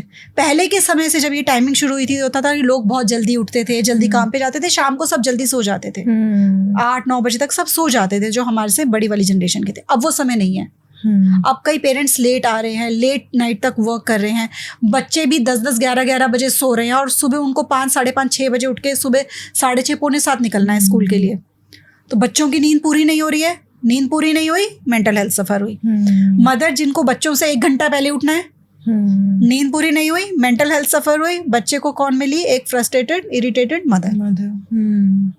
उनकी परफॉर्मेंस भी ख़राब होगी अपने वर्क फ्रंट पे, बच्चों की परफॉर्मेंस भी ख़राब होगी एकेडमिक्स पे। तो एक तो ये टाइमिंग का मुझे लगता है कि स्कूल्स का जो ये होता है ये बड़ा बहुत ज़्यादा प्रेशर है जो कि डिले होना चाहिए। और बहुत से लोग आजकल मैंने देखा पिटीशन भी इस चीज़ को लेकर कर रहे हैं कि टाइमिंग थोड़ी सी आगे हो जानी चाहिए। और जो वर्किंग है उनको हेल्प मिल जाएगी, जो स्कूल टाइमिंग है, ऑफिस टाइमिंग है, अगर मैच करते होंगे कि मदर भी चलो जा रही है तो उसके बच्चे उसी टाइम पे स्कूल जा रहे हैं और उसी टाइम पे वापस आ रहे हैं, बहुत ईजी हो जाएगा। जो स्कूल की टीचर्स है उनके लिए बड़ा ईजी हो जाएगा कि चलो उनके बच्चे भी साथ ही निकल कर जा रहे हैं, वो चीज़ें मैच हो जाती हैं उनकी। तो कई चीज़ों का ये चीज़ें हैं। एक जो मुझे लगता है कि जो स्कूल में प्रोजेक्ट्स होते हैं, जो बच्चों का होमवर्क होता है, हॉलीडेज होमवर्क होते हैं, तो ये सारा जो होते हैं मैंने देखा कि मैक्सिमम एज अ मदर आप रिलेट कर पाओगे वो मदर्स ही कर रही होती है। प्रोजेक्ट्स बच्चों के लिए कम, हमारे लिए ज़्यादा होते हैं। राइट। और हम कर रहे हैं और अदरवाइज अब आप देखो आजकल तो सर्विसेज शुरू हो गई है। आप वेकेशन शुरू होने से पहले ही आपके पास मैसेजेस आने शुरू हो जाते हैं ग्रुप में कि आप बच्चों का प्रोजेक्ट बनवाओ। तो वो क्यों बन रहे हैं, उससे बच्चे क्या सीख रहे हैं? वो अननेसेसरी पेरेंट्स के ऊपर प्रेशर नहीं है क्या कि आपको ये करवाना? अब आप बच्चे को नहीं करवाओगे अगर, तो बच्चा स्कूल में जाकर फिर वो फील करेगा कि मेरा नहीं हुआ ये काम। अब जिसके वर्किंग है वो तो कर नहीं पा रहे हैं, जिसके नॉन वर्किंग है उन्होंने करके दे दिया अगर। और फिर जो मदर के कुकिंग स्किल्स को चेक किया जाता है, ये तो मुझे लगता है कि ये हर दूसरे दिन बच्चों का जो ये टिफिन कंपटीशन होता है ना, मुझे समझ में नहीं आ रहा कि मदर्स को परफेक्ट करने के चक्कर में लगे हैं कि बच्चों की अपब्रिंगिंग उनको देखनी है, बच्चों को आपको आगे बेटर ह्यूमन बीइंग बनाना है। आप टिफिन कंपटीशन कर रहे हो, ज़रूरी नहीं है कि हर किसी की मदर मास्टर शेफ होगी। बच्चा फील करता है जब उसे लगता है कि किसी और की मम्मी ने अच्छा टिफिन बना के दे दिया, मेरी मम्मी को तो आता नहीं है। मदर्स को जज मत करो, पेरेंट्स के कॉम्पिटिशन्स मत करवाओ। पेरेंट्स ऑलरेडी अपनी लाइफ में बहुत जगह स्ट्रेस्ड है, बहुत काम कर रहे हैं, बहुत सारी चीज़ें जगल कर रहे हैं। आजकल के बच्चों को लाइफस्टाइल की जो चीज़ें देनी है वो पहले नहीं थी, बच्चे उन सब चीज़ों के मैनेजमेंट में लगे हैं। आजकल स्कूल्स की फीस इतनी ज़्यादा है कि आपकी कमाई का मेजर पोर्शन जो है बच्चों की फीस में जा रहा है। बच्चे अपने आप एंगेज होंगे अपने पेरेंट्स के साथ, बच्चे अपने आप देखेंगे। आपको चाहिए ही है तो कुछ गेम्स करवाओ कभी कभी स्कूल्स में बुला करके, चलो पेरेंट्स और बच्चों का एंगेजमेंट हो रहा है आपस में, वो मिल रहे हैं। पेरेंट्स से काम मत करवाओ। पेरेंट्स ऑलरेडी बहुत काम कर रहे हैं, बहुत प्रेशर है, उनको काम मत दो। वो स्कूल इसीलिए भेज रहे हैं कि कुछ समय तक वो इस रिस्पॉन्सिबिलिटी से थोड़ा सा बच के, बाकी उनकी जो रिसोर्सेज, क्योंकि वो प्रोवाइडर है, उनको बहुत सारी चीज़ें प्रोवाइड करनी है, वो उसी के जुगाड़ में लगे हैं, वो वही सारी चीज़ें मैनेज करने में लगे हैं। तो उस समय पे आपको बच्चे का उस शेप करना है। तो जैसे मैंने बताया कि एम्पैथी स्किल्स मैंने कहा था बच्चों को सिखाने बहुत ज़रूरी हैं, ग्रैटिट्यूड लेकर आना है, बच्चों को काइंड पर्सन बनाओ, बच्चों को कंपैशन सिखाओ, बच्चों को कम्युनिटी सर्विसेज करवाओ प्रोजेक्ट्स के नाम पे। ये जो हर दूसरे दिन इतनी फीस होती है, फिर हर दूसरे दिन ट्रिप जा रहे हैं, अब हम यहाँ घुमाने लेके जा रहे हैं बच्चों को, हम बच्चे घूम रहे हैं पेरेंट्स के साथ, बच्चों को कम्युनिटी एक्टिविटीज सिखाओ, बच्चों को बताओ कि हाँ अब गर्मी है, जैसे वो कहते हैं ना गर्मियों में वो छबील लगती है, वो स्कूल के अंदर ऐसा कुछ हो कि जो भी वर्कर्स है आप उनको मीठा वाला पानी बना के पिलाओगे, बच्चे डिस्ट्रीब्यूट कर रहे हो, बच्चे आपस में कुछ ऐसी एक्टिविटी हो कि स्कूल ट्रिप लेकर जा रहा है ऑर्फनेज में, और वहाँ पर वो जो टीचर है वो एक्सप्लेन कर रही है। जब पेरेंट एक्सप्लेन कर रहे हैं शायद उतना इम्पैक्ट ना पड़े जितना टीचर जब एक्सप्लेन करेगी कि देखो यहाँ पर क्या है और देखो आपके पास क्या है। अब बच्चों को लेकर जाओ ओल्ड एज होम में, वो चीज़ें सिखाओ। तो बच्चों को ये सारी चीज़ें सिखाने की ज़रूरत है स्कूल से। बाकी सारी चीज़ें तो हो ही रही हैं, लेकिन आजकल क्या है कि शो ऑफ ज़्यादा है कि हम ये कर रहे हैं, हम वो कर रहे हैं, और बच्चों पेरेंट्स के ऊपर इतना प्रेशर है। हमारे टाइम पे क्या होता था कि जो टीचर्स होते थे ना वो पेरेंट्स को, अब तो एक तो वो व्हाट्सएप और ये फ़ोन की वजह से टीचर्स जो होते थे उनका एक वो होता था कि हाँ पेरेंट्स आ रहे हैं तो वो पेरेंट्स को कुछ नहीं कहते थे, वो बच्चों को कह लेंगे। आजकल टीचर्स भी पेरेंट्स के ऊपर प्रेशर डाल रहे हैं और बच्चे भी पेरेंट्स के ऊपर प्रेशर डाल रहे हैं। सोसाइटी का और काम का जो प्रेशर है वो तो है ही है। तो ये चीज़ समझने की बहुत ज़रूरत है स्कूल को कि टीचर्स जो हैं या स्कूल भी जो है या उनका स्कूल का जो भी प्रोसेस चल रहा है वो पेरेंट्स के ऊपर प्रेशर ना डालें, वो अपना काम जो कर रहे हैं वो बखूबी कर रहे हैं। आजकल बहुत सारी अच्छी एक्टिविटीज़ करवाई जाती है, बच्चों को पढ़ाया ऐसे जाता है जितना हमारे टाइम पे नहीं था, इजी तरीके से, तो वो चीज़ें बढ़िया चल रही हैं। लेकिन उसमें पेरेंट्स को ना बहुत ज़्यादा इन्वॉल्व करें क्योंकि पेरेंट्स ऑलरेडी कई जगह पे इन्वॉल्व है। हाँ, तो बस वही है कि पेरेंट्स के ऊपर पहले ही आजकल बहुत वैसे ही प्रेशर चल रहे होते हैं। तो जो चीज़ें लगती है आप पेरेंट्स के लिए एक्टिविटीज़ दे रहे हो और अगर वो नहीं कर रहे हैं पेरेंट्स, तो उनके लिए उनको फ़ोन करके धमकाया ना जाए बस। सही कहा आपने, स्कूल प्रोजेक्ट्स बच्चों के लिए नहीं होते, वो पेरेंट्स के लिए होते हैं। राइट, कि हम कितना अच्छा परफॉर्म कर पा रहे हैं प्रोजेक्ट्स में। और हर किसी के अंदर वो स्किल नहीं होता। कॉन्फिडेंस के बारे में आपने बात किया कि बच्चों को कॉन्फिडेंट कैसे बनाएं, तो कुछ टिप्स है कि बच्चों को कॉन्फिडेंस कैसे बनाएं, उनकी सेल्फ स्टीम कैसे ग्रो करें? देखो, कई चीज़ें जो ऐसी है ना जो हमको भी लग रही है कि बच्चे कॉन्फिडेंट कब फील करते हैं, हमें लगता है कि हम ये और क्लासेस में डाल देंगे, को करिकुलर और ज़्यादा से ज़्यादा करवाएंगे या बच्चों के ज़्यादा अच्छे मार्क्स आएंगे तो बच्चे कॉन्फिडेंट फील करेंगे, बच्चे किसी एक्टिविटी में फर्स्ट सेकंड आएंगे, प्राइज़ आएगा उनका तो कॉन्फिडेंट फील करेंगे। हमको बच्चों को अभी कॉन्फिडेंट फील करवाना है कि हमको बच्चों को एक कॉन्फिडेंट पर्सन बनाना है? लॉन्ग टर्म गोल है या शॉर्ट टर्म है? शॉर्ट टर्म है तो फिर बच्चों के पीछे लगे रहो कि बेटा इसमें फर्स्ट आ जाइए और ये कर लियो, ये सारा कॉन्फिडेंस बच्चे के अंदर आ रहा है। लॉन्ग टर्म करना है तो देखो कि हम कब कॉन्फिडेंट फील करते थे, हम कैसे अपने, जब हमें अपने ऊपर कॉन्फिडेंस पे काम करना तो हम क्या करते हैं, वो बच्चों के ऊपर काम करना है। मैं इसको सिंप्लीफाई कर देती हूँ, कुछ एक बेसिक लाइफ के स्किल्स जिनको सीख लेने से आप किसी और के ऊपर डिपेंडेंट नहीं रह जाते।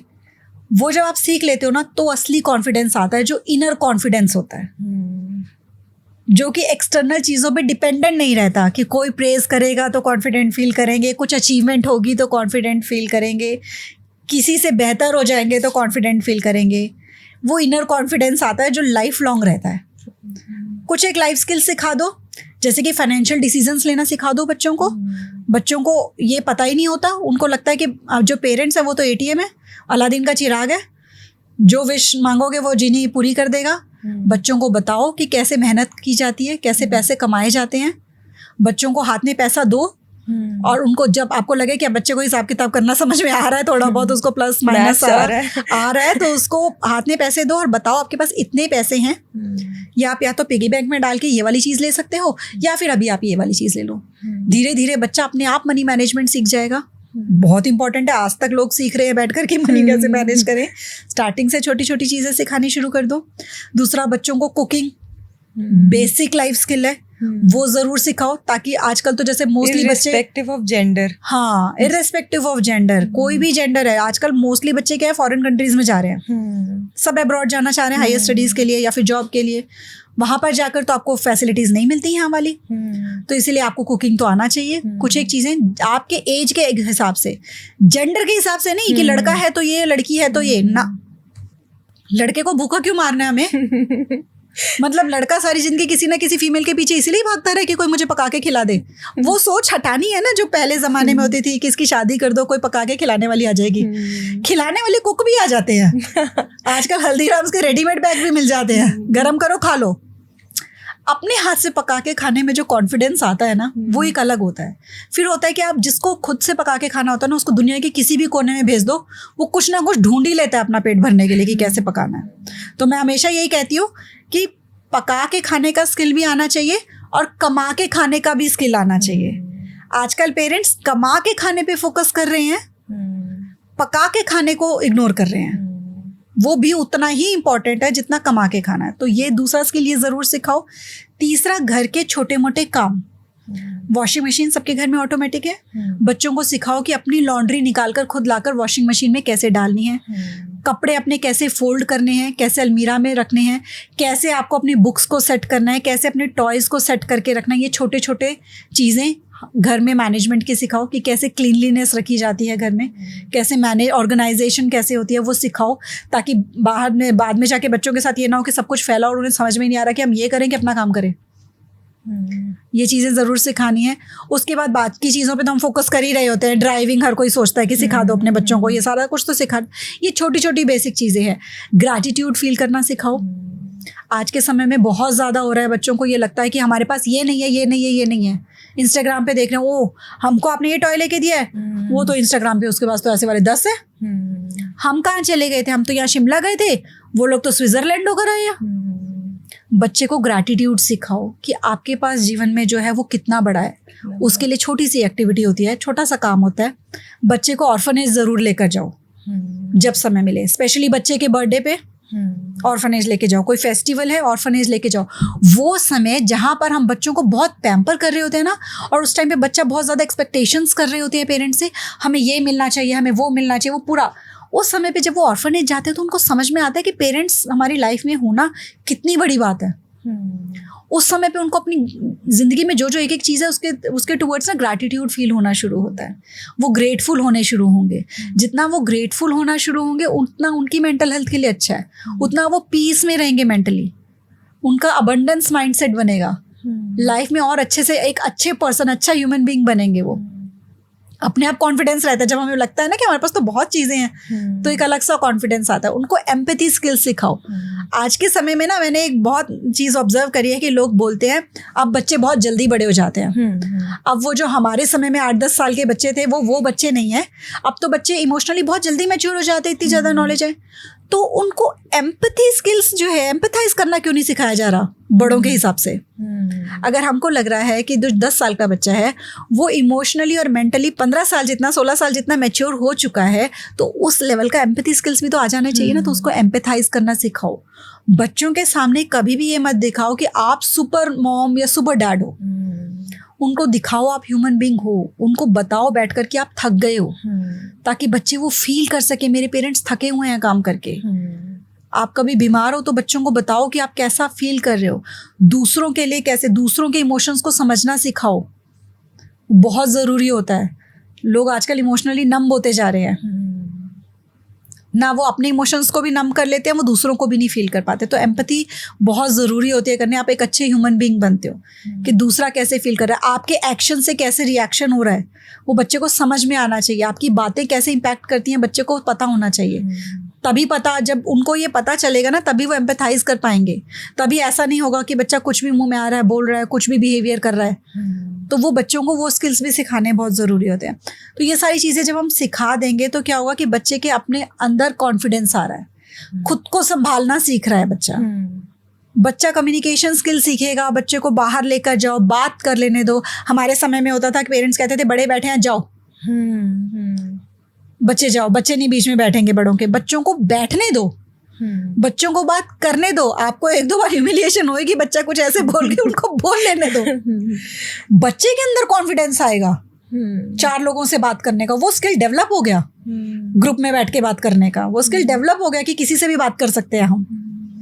अब उस समय पे अगर आप बच्चे को वो स्किल नहीं दोगे, वो सारी जिंदगी घबराएगा। बाद में फिर उसी के लिए हम पैसे दे के सीखते हैं। राइट, हम पैसे दे के सीखेंगे कि कैसे पब्लिक स्पीकिंग करें। तो बच्चे को ये सारी चीजें दिखाओ, मतलब वो चीजें जो उसको वो कॉन्फिडेंस दे जो कि लाइफ में फिर कहीं हिल नहीं सकती है, उन पे काम करने की जरूरत होती है। तो वो असली में बच्चे की एक पर्सनालिटी को शेप करेंगे, उनकी सेल्फ एस्टीम भी हाई रहेगी और उनके कॉन्फिडेंस को कोई भी एक्सटर्नल चीज नहीं हिला सकेगी। और साथ ही साथ सबसे ज्यादा इंपॉर्टेंट है कि बच्चों को अपनी केयर करनी सिखाओ खुद से। जब बच्चा एक लेवल पे समझदार हो जाए, पढ़ना लिखना शुरू हो जाए, कुछ ओवर द काउंटर मेडिसिन बच्चों को बताओ।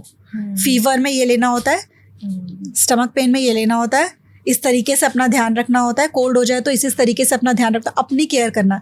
तो अपने आप को संभालने वाला जब वो पैकेज हम बच्चों को पूरा सिखा देंगे ना, तो रियलिटी में बच्चों की सेल्फ एस्टीम भी हाई रहेगी, कॉन्फिडेंस भी वो होगा जो दुनिया में कोई भी उनका साथ ना दे रहा हो, वो अकेले ही अपने लिए काफ़ी होंगे खुद को संभालने। राइट। तो अभी तक तो हमने ना ऐसे बात करी कि पेरेंटिंग एक कपल गोल है कि फादर मदर दोनों अवेलेबल है। बहुत बार ऐसा होता है कि पेरेंटिंग सिंगल होता है, सिंगल पेरेंट होते हैं, तो वो उस केस में पेरेंटिंग कैसे करें? बहुत अच्छा क्वेश्चन पूछा आपने। बहुत लोग ये क्वेश्चन कर रहे होते हैं कि जहाँ पर पार्टनर्स हैं वहाँ तो उनको वर्क कर लेना है दोनों मिलकर। एक इमोशनली लो भी फील कर रहा है या चैलेंजिंग फील कर रहा है तो दूसरा पार्टनर सॉल्व कर देता है। लेकिन जो सिंगल पेरेंट्स हैं उनके लिए बहुत चैलेंजिंग हो जाता है, स्पेशली आजकल के टाइम में।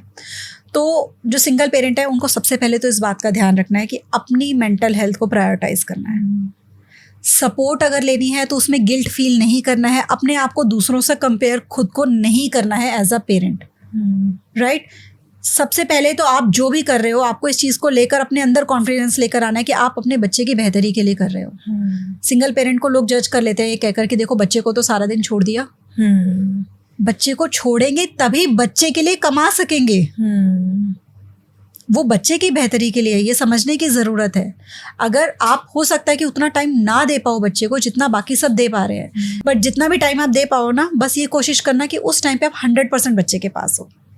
उस समय पे आप फ़ोन नहीं देखोगे, उस समय पे आप सिर्फ बच्चे के पास होगे, उसके साथ हंसना है, उसके साथ खेलना है। आप क्वालिटी पे फोकस करो। और वैसे भी बच्चे ना क्वांटिटी पे फोकस करते ही नहीं है। किसी की मम्मी हो सकता है कि सारा दिन घर हो, कोई हाउसवाइफ हो सारा दिन घर में हो, लेकिन बच्चा घर में है, वो मदर कभी बर्तन कर रही है, कभी किचन देख रही है, कभी फ़ोन में देख रही है, कभी टीवी देख रही है, कभी इधर उधर, बच्चे के पास बैठ ही नहीं रही है। वहीं अगर कोई वर्किंग मदर है या फिर सिंगल पेरेंट में अगर कोई सिंगल फादर है, वो सारा दिन काम से जाके आकर जब घर बैठता है और 15-20 मिनट ही बच्चे से बात कर लेता है, तो आप ही बताओ कि बच्चे को कौन सी ज़्यादा चीज़ की ज़रूरत है? वो क्वालिटी टाइम की। वो क्वालिटी टाइम की। बच्चे को आप सिर्फ दिखने से काफ़ी नहीं होता, आपको फील करना है बच्चे को। बच्चे को फीलिंग आनी चाहिए कि मेरा पेरेंट मेरे पास है। तो क्वालिटी टाइम पे फोकस करो। जब कभी वीकेंड्स हो या आपको ऐसा टाइम मिल रहा हो तो बच्चे के साथ कोई ट्रिप्स लगाओ, कहीं घूम आओ। तो यही बस कोशिश करनी है। और बच्चे के साथ बात ज़रूर करो, क्योंकि आपके पास बच्चा है, बच्चे के पास आप हो, आप ही उसकी नींव हो। आपको ही देखकर वो जैसे फीलिंग्स उसके अंदर आएंगी आपको ही देखकर आएंगी। तो आपको भी ये कोशिश करनी कि don't be too hard on yourself. बहुत ज़्यादा प्रेशर मत लो। आप जो कर रहे हो, सारे पेरेंट्स जो कर रहे हैं अपने बच्चे के लिए ना, हर कोई बेस्ट करने की कोशिश ही कर रहा है। तो चाहे वो सिंगल पेरेंट हैं, चाहे वो को पेरेंट्स हैं, हमेशा इस बात का ध्यान रखना है कि कभी भी अपने आप को बुरा पेरेंट मत समझो। गलतियां सबसे होती हैं, आप भी तो वर्क इन प्रोग्रेस ही हो। आपको किसी ने रेडीमेड पेरेंट बनाकर तो भेजा नहीं है। आपको अपने पेरेंट, देखो हर पेरेंट अपने पेरेंट से बेटर पेरेंटिंग करने की कोशिश कर रहा होता है। तो जहां आप कोशिश कर रहे हो ना, वहीं समझ लो कि आप एक अच्छे पेरेंट ही हो। और आपके बच्चे के लिए आपसे अच्छा पेरेंट उसको मिल ही नहीं सकता था। क्योंकि बात अगर हम स्पिरिचुअलिटी की करें तो कहते हैं कि आपके बच्चे ने आपको चूज किया होता है। तो इस चीज़ के अंदर, इस चीज़ को लेकर कॉन्फिडेंट फील करो कि ये बच्चे के लिए मैं कुछ गलत कर नहीं रही हूँ, क्योंकि इसने मुझे चूज किया है। वो कॉन्फिडेंस अपने अंदर लेकर आओ as a mother, as a father, as parents, और उस प्यार के साथ बच्चे के पास आओ। वो बच्चा आपकी एनर्जीज को और आपकी वाइब्रेशंस को कैच कर लेगा बिना आपके कोई एफर्ट किए। तो एक हमारी इंडियन सोसाइटी की पेरेंटिंग स्किल पे सबसे बड़ी मिथ क्या होगी आपके अकॉर्डिंग? सबसे बड़ी मिथ हमारी इंडियन पेरेंटिंग सोसाइटी की, वैसे तो हमारे इंडियन पेरेंटिंग सोसाइटी में पेरेंटिंग को लेकर बहुत ही सारे मिथ्स होते हैं, जो कि हमको अब जाकर समझ में आने शुरू हुए हैं कि एज अ पेरेंट क्या करना चाहिए और क्या नहीं करना चाहिए, क्या चीज़ें सही हैं, क्या चीज़ें गलत है। सबसे बड़ा मिथ अगर मैं कहूँ तो जो हमको ये लगता है ना कि अपनी लाइफ को छोड़कर सारा का सारा बच्चों के ऊपर ही फोकस कर देना चाहिए। आपकी ज़िंदगी अब कुछ नहीं है, आपकी हॉबीज़ नहीं है, सब कुछ बच्चे के अकॉर्डिंग करो। तो जो ये सेक्रीफाइस वर्ड बना है ना पेरेंट्स के लिए, जो स्पेशली मदर्स करती हैं, मैंने अपनी लाइफ को सेक्रीफाइस कर दिया, मैंने अपने करियर को सेक्रीफाइस कर दिया। फादर्स करते हैं कि मैंने अपनी खुशियों को सेक्रीफाइस कर दिया, मैंने अपने लिए लेने से पहले तुम्हारे लिए चीज़ें खरीदी। वो जो बच्चों को बता रहे हो ना, वो सेल्फ पिटी में मत आओ। बच्चों को उसकी ज़रूरत नहीं है। ये सब बताकर आपने बच्चों के लिए जो कुछ किया था ना, वो सब यूटर्न ले लेगा। आपकी की हुई सारी एक एक चीज़ जो सेक्रीफाइस देकर आप बच्चों को महान बनने की कोशिश कर रहे थे, वो बच्चों के अंदर उनकी सेल्फ एस्टीम को लो कर देगा। वो बच्चों को भी सिखाएगा कि सेक्रीफाइस करना ही ज़िंदगी में महान बनने का तरीका है। सेक्रीफाइस करके महान बनने की ज़रूरत नहीं है। अपनी लाइफ के गोल्स रखो, खुद को प्रायोरिटाइज करो, खुद महान बनो, बच्चों से एक्सपेक्टेशंस कम करो, बच्चों को महान बनने दो। उनके ऊपर इस चीज़ का प्रेशर मत डालो, बच्चों को इस गिल्ट ट्रिप में मत भेजो कि बिकॉज ऑफ यू हम जिंदगी में बहुत कुछ कर सकते थे लेकिन कर नहीं पाए। आप अगर कुछ नहीं कर रहे हो तो वो आपका अपना डिसीजन है, क्योंकि आपको वो लाइफ बेटर लग रही है ना। अगर आपको ऐसा मदर, मैं भी, क्योंकि मतलब मैंने भी डिसीजन लिया, मैं जॉब कर रही थी पहले, फर्स्ट डॉटर के टाइम पे जॉब कर रही थी, सेकंड के टाइम पे मैंने छोड़ दी, अब मेरा वर्क फ्रॉम होम ही चलता है सारा। मेरा डिसीजन था, मैं उनको नहीं बोल रही हूँ कि मैं जॉब कर सकती थी, मैं किसी अच्छी पोस्ट पे होती, लेकिन तुम्हारी वजह से मैंने छोड़ दिया। नहीं, क्यों? मुझे लगा कि अगर मैं जॉब छोड़कर घर से कुछ करती हूँ तो वो ज़्यादा बेटर होगा, मैं अपने बच्चों को ज़्यादा टाइम दे सकूंगी और मेरे पास ज़्यादा टाइम होगा। मैं घर से कुछ करती हूँ। अगर नहीं भी करना था, जैसे फर्स्ट डॉटर जब मेरी हुई तब मैं कुछ नहीं कर रही थी, हाउसवाइफ थी, मेरा डिसीजन था कि नहीं, मुझे अभी जॉब नहीं करनी है जब तक ये स्कूल गोइंग नहीं होती है, क्योंकि मैं इसको टाइम देना चाहती हूँ। हमने अपनी खुशी के लिए डिसीजंस लिए होते हैं। फादर अगर कर रहा है कि नहीं मैं बच्चों को दिला दूं क्योंकि उस टाइम पे फाइनेंशियल मैनेजमेंट की वो मांग रही है कि अभी ये चीज़ें ज़रूरी है, दे दो, तो आप अपनी खुशियों को मारो मत। खुद भी जो चीज़ लेने का मन कर रहा है वो खरीद लो। कभी कुछ पैसे कहते हैं कि ऐसे रखो, फादर भी मदर भी कुछ पैसे जो है अपने ऊपर भी खर्चने के लिए रखो, कुछ समय भी अपने लिए रखो। पेरेंट्स क्या करते हैं, एक हमारी सोसाइटी में बहुत बड़ा क्या चीज़ हो जाती है, जब पेरेंट्स बन जाते हैं तो वो पेरेंट्स ही रह जाते हैं, कपल होते ही नहीं है। बिल्कुल। आप कपल बन के एक रिलेशनशिप में आते हो, आप पेरेंट बनते हो और आप पेरेंट बन जाते हो पूरी जिंदगी के लिए। आप बच्चों के लिए तो पेरेंट रहो, लेकिन एक दूसरे के लिए क्यों पेरेंट रह जाते हो? ये याद रखो कि आपको अपना रिलेशनशिप भी सेक्रीफाइस नहीं करना है। पेरेंट्स अपने रिलेशनशिप को सेक्रीफाइस कर देते हैं, वो भी सेक्रीफाइस नहीं करने। अपनी ड्रीम्स सेक्रीफाइस मत करो। बच्चे आपको अपने ड्रीम्स को फॉलो करता देखेंगे तो वो ऑटोमेटिकली ड्रीम्स बनाएंगे, गोल्स बनाएंगे। आप सेक्रीफाइस करोगे, उनको लगेगा हम भी सेक्रीफाइस कर लेंगे। क्या जाता है, बढ़िया, महान बनेंगे ना। कुछ लोगों को हो सकता है ये बात बुरी लगे, लेकिन कहते हैं कि सच हमेशा कड़वा होता है ना। आप खुद देखो, क्यों नहीं करा। जॉब करना आसान नहीं है, बच्चे के साथ काम करना आसान नहीं है, डबल आपको मेहनत करनी पड़ती है। तो आपने डिसीजन लिया है ना कि आप आराम से घर बैठोगे और बच्चे को देखोगे, तो वो अच्छा डिसीजन है ना। लेकिन बच्चे को गिल्ट में मत डालो, अफसोस में मत रहो। अपने डिसीजंस को फिर ओन करो कि मेरी लाइफ का डिसीजन था। खुद सेल्फ पिटी में मत जाओ। आप अपनी सेल्फ एस्टीम लो कर लेते हैं, लोग अपने सेल्फ एस्टीम लो कर रहे होते हैं कि हम कर सकते थे, तो करा है ना, बढ़िया ही तो करा है। फिर अब फिर जब बच्चे अपनी लाइफ में बिजी हो तो फिर हम कुछ करें जो भी जिंदगी से करना चाहते हैं। और जब बच्चे हैं उस टाइम पे देखो कि इस टाइम पे हम क्या कर सकते हैं। कपल्स की मैं बात कर रही थी, कपल बने रहो, एक दूसरे के सामने जब आओ तो सिर्फ फैमिली के लिए क्या करना है, बच्चों के लिए क्या करना है, घर कब बनाएंगे, घर में क्या होगा, कौन सी गाड़ी, कौन सा वेकेशन पे बच्चों को कहाँ लेके जाना है, स्कूल के दिक्कत, ये सब डिस्कस मत करो हमेशा। हफ्ते में एक दिन कम से कम ऐसा रख लो कि जब सिर्फ एक दूसरे को डिस्कस करो। दोनों कहीं निकल जाओ। डेट्स पे जाना बहुत ज़रूरी है। घर पे अगर आप रहोगे तो आप पेरेंट ही रहोगे, ये बात लिख लें सारे, चाहे कहीं। जब आप घर से बाहर निकलोगे ना एज अ कपल, किसी नई जगह पर जाओगे, तो वहाँ पर आपको एक दूसरे का वो जो रूप था ना वो नज़र आएगा, जिस रूप के साथ आप लोग एंटर हुए थे रिलेशनशिप में। वहाँ पर ये सोच के निकलना है आपको कि जो भी बातें घर की हैं वो घर में रहेंगी, बाहर निकल के हम सिर्फ एक दूसरे के बारे में बात करेंगे। एज अ कपल ग्रो करेंगे, एज अ कपल ही बात करेंगे, वो टाइम स्पेंड करेंगे एक दूसरे के साथ। तो वो वाली चीज़ें बहुत ज़रूरी है जो हमारी इंडियन सोसाइटी में मुझे लगता है कहीं ना कहीं पेरेंट्स बनने के बाद खो जाती हैं। और लोगों को लग रहा होता है कि शायद ये ज़रूरी है, लेकिन ये ज़रूरी नहीं है। सेक्रीफाइस करना ज़रूरी नहीं होता। आप बिना सेक्रीफाइस किए सब चीज़ें फॉलो करते हुए भी एक बहुत अच्छे पेरेंटिंग का एग्जाम्पल अपने बच्चों के सामने सेट कर सकते हो और उनको एक हैप्पी पेरेंट, जैसे कि मैंने कहा, हैप्पी पेरेंट हो तो हैप्पी बच्चे मिलेंगे। अगर आप सैड पेरेंट हो कि ये भी कर सकते थे, वो भी कर सकते थे, नहीं कर रहे हैं, तो बच्चे आपके सैड ही रहेंगे। आप कितनी मर्जी उनको मेंटल हेल्थ की कोचिंग करा लो और कितनी मर्जी उनको एक्टिविटीज सिखा लो। थैंक यू शिखा जी, इतनी इन्फॉर्मेटिव और इंसाइटफुल बातें शेयर करने के लिए। बहुत ही मज़ा आया। और पेरेंटिंग के ऊपर ये एक ऐसा टॉपिक है ना, ऐसा लग रहा है मुझे कि मास्टर क्लास है पूरा, मेरे लिए भी औरों के लिए भी। Thank you so much. Thank you आपका भी कि आपने मुझे ये मौका दिया कि मैं ये जो पेरेंट्स के तरफ का भी पर्सपेक्टिव था वो शेयर कर सकूं कि क्यों पेरेंट्स की मेंटल हेल्थ बहुत ज़्यादा ज़रूरी है, उतनी ही जितनी की बच्चों की मेंटल हेल्थ की ज़रूरत है। तो सिर्फ बच्चों के ऊपर काम ना किया जाए, पेरेंट्स की मेंटल हेल्थ पे भी काम किया जाए। Thank you so much.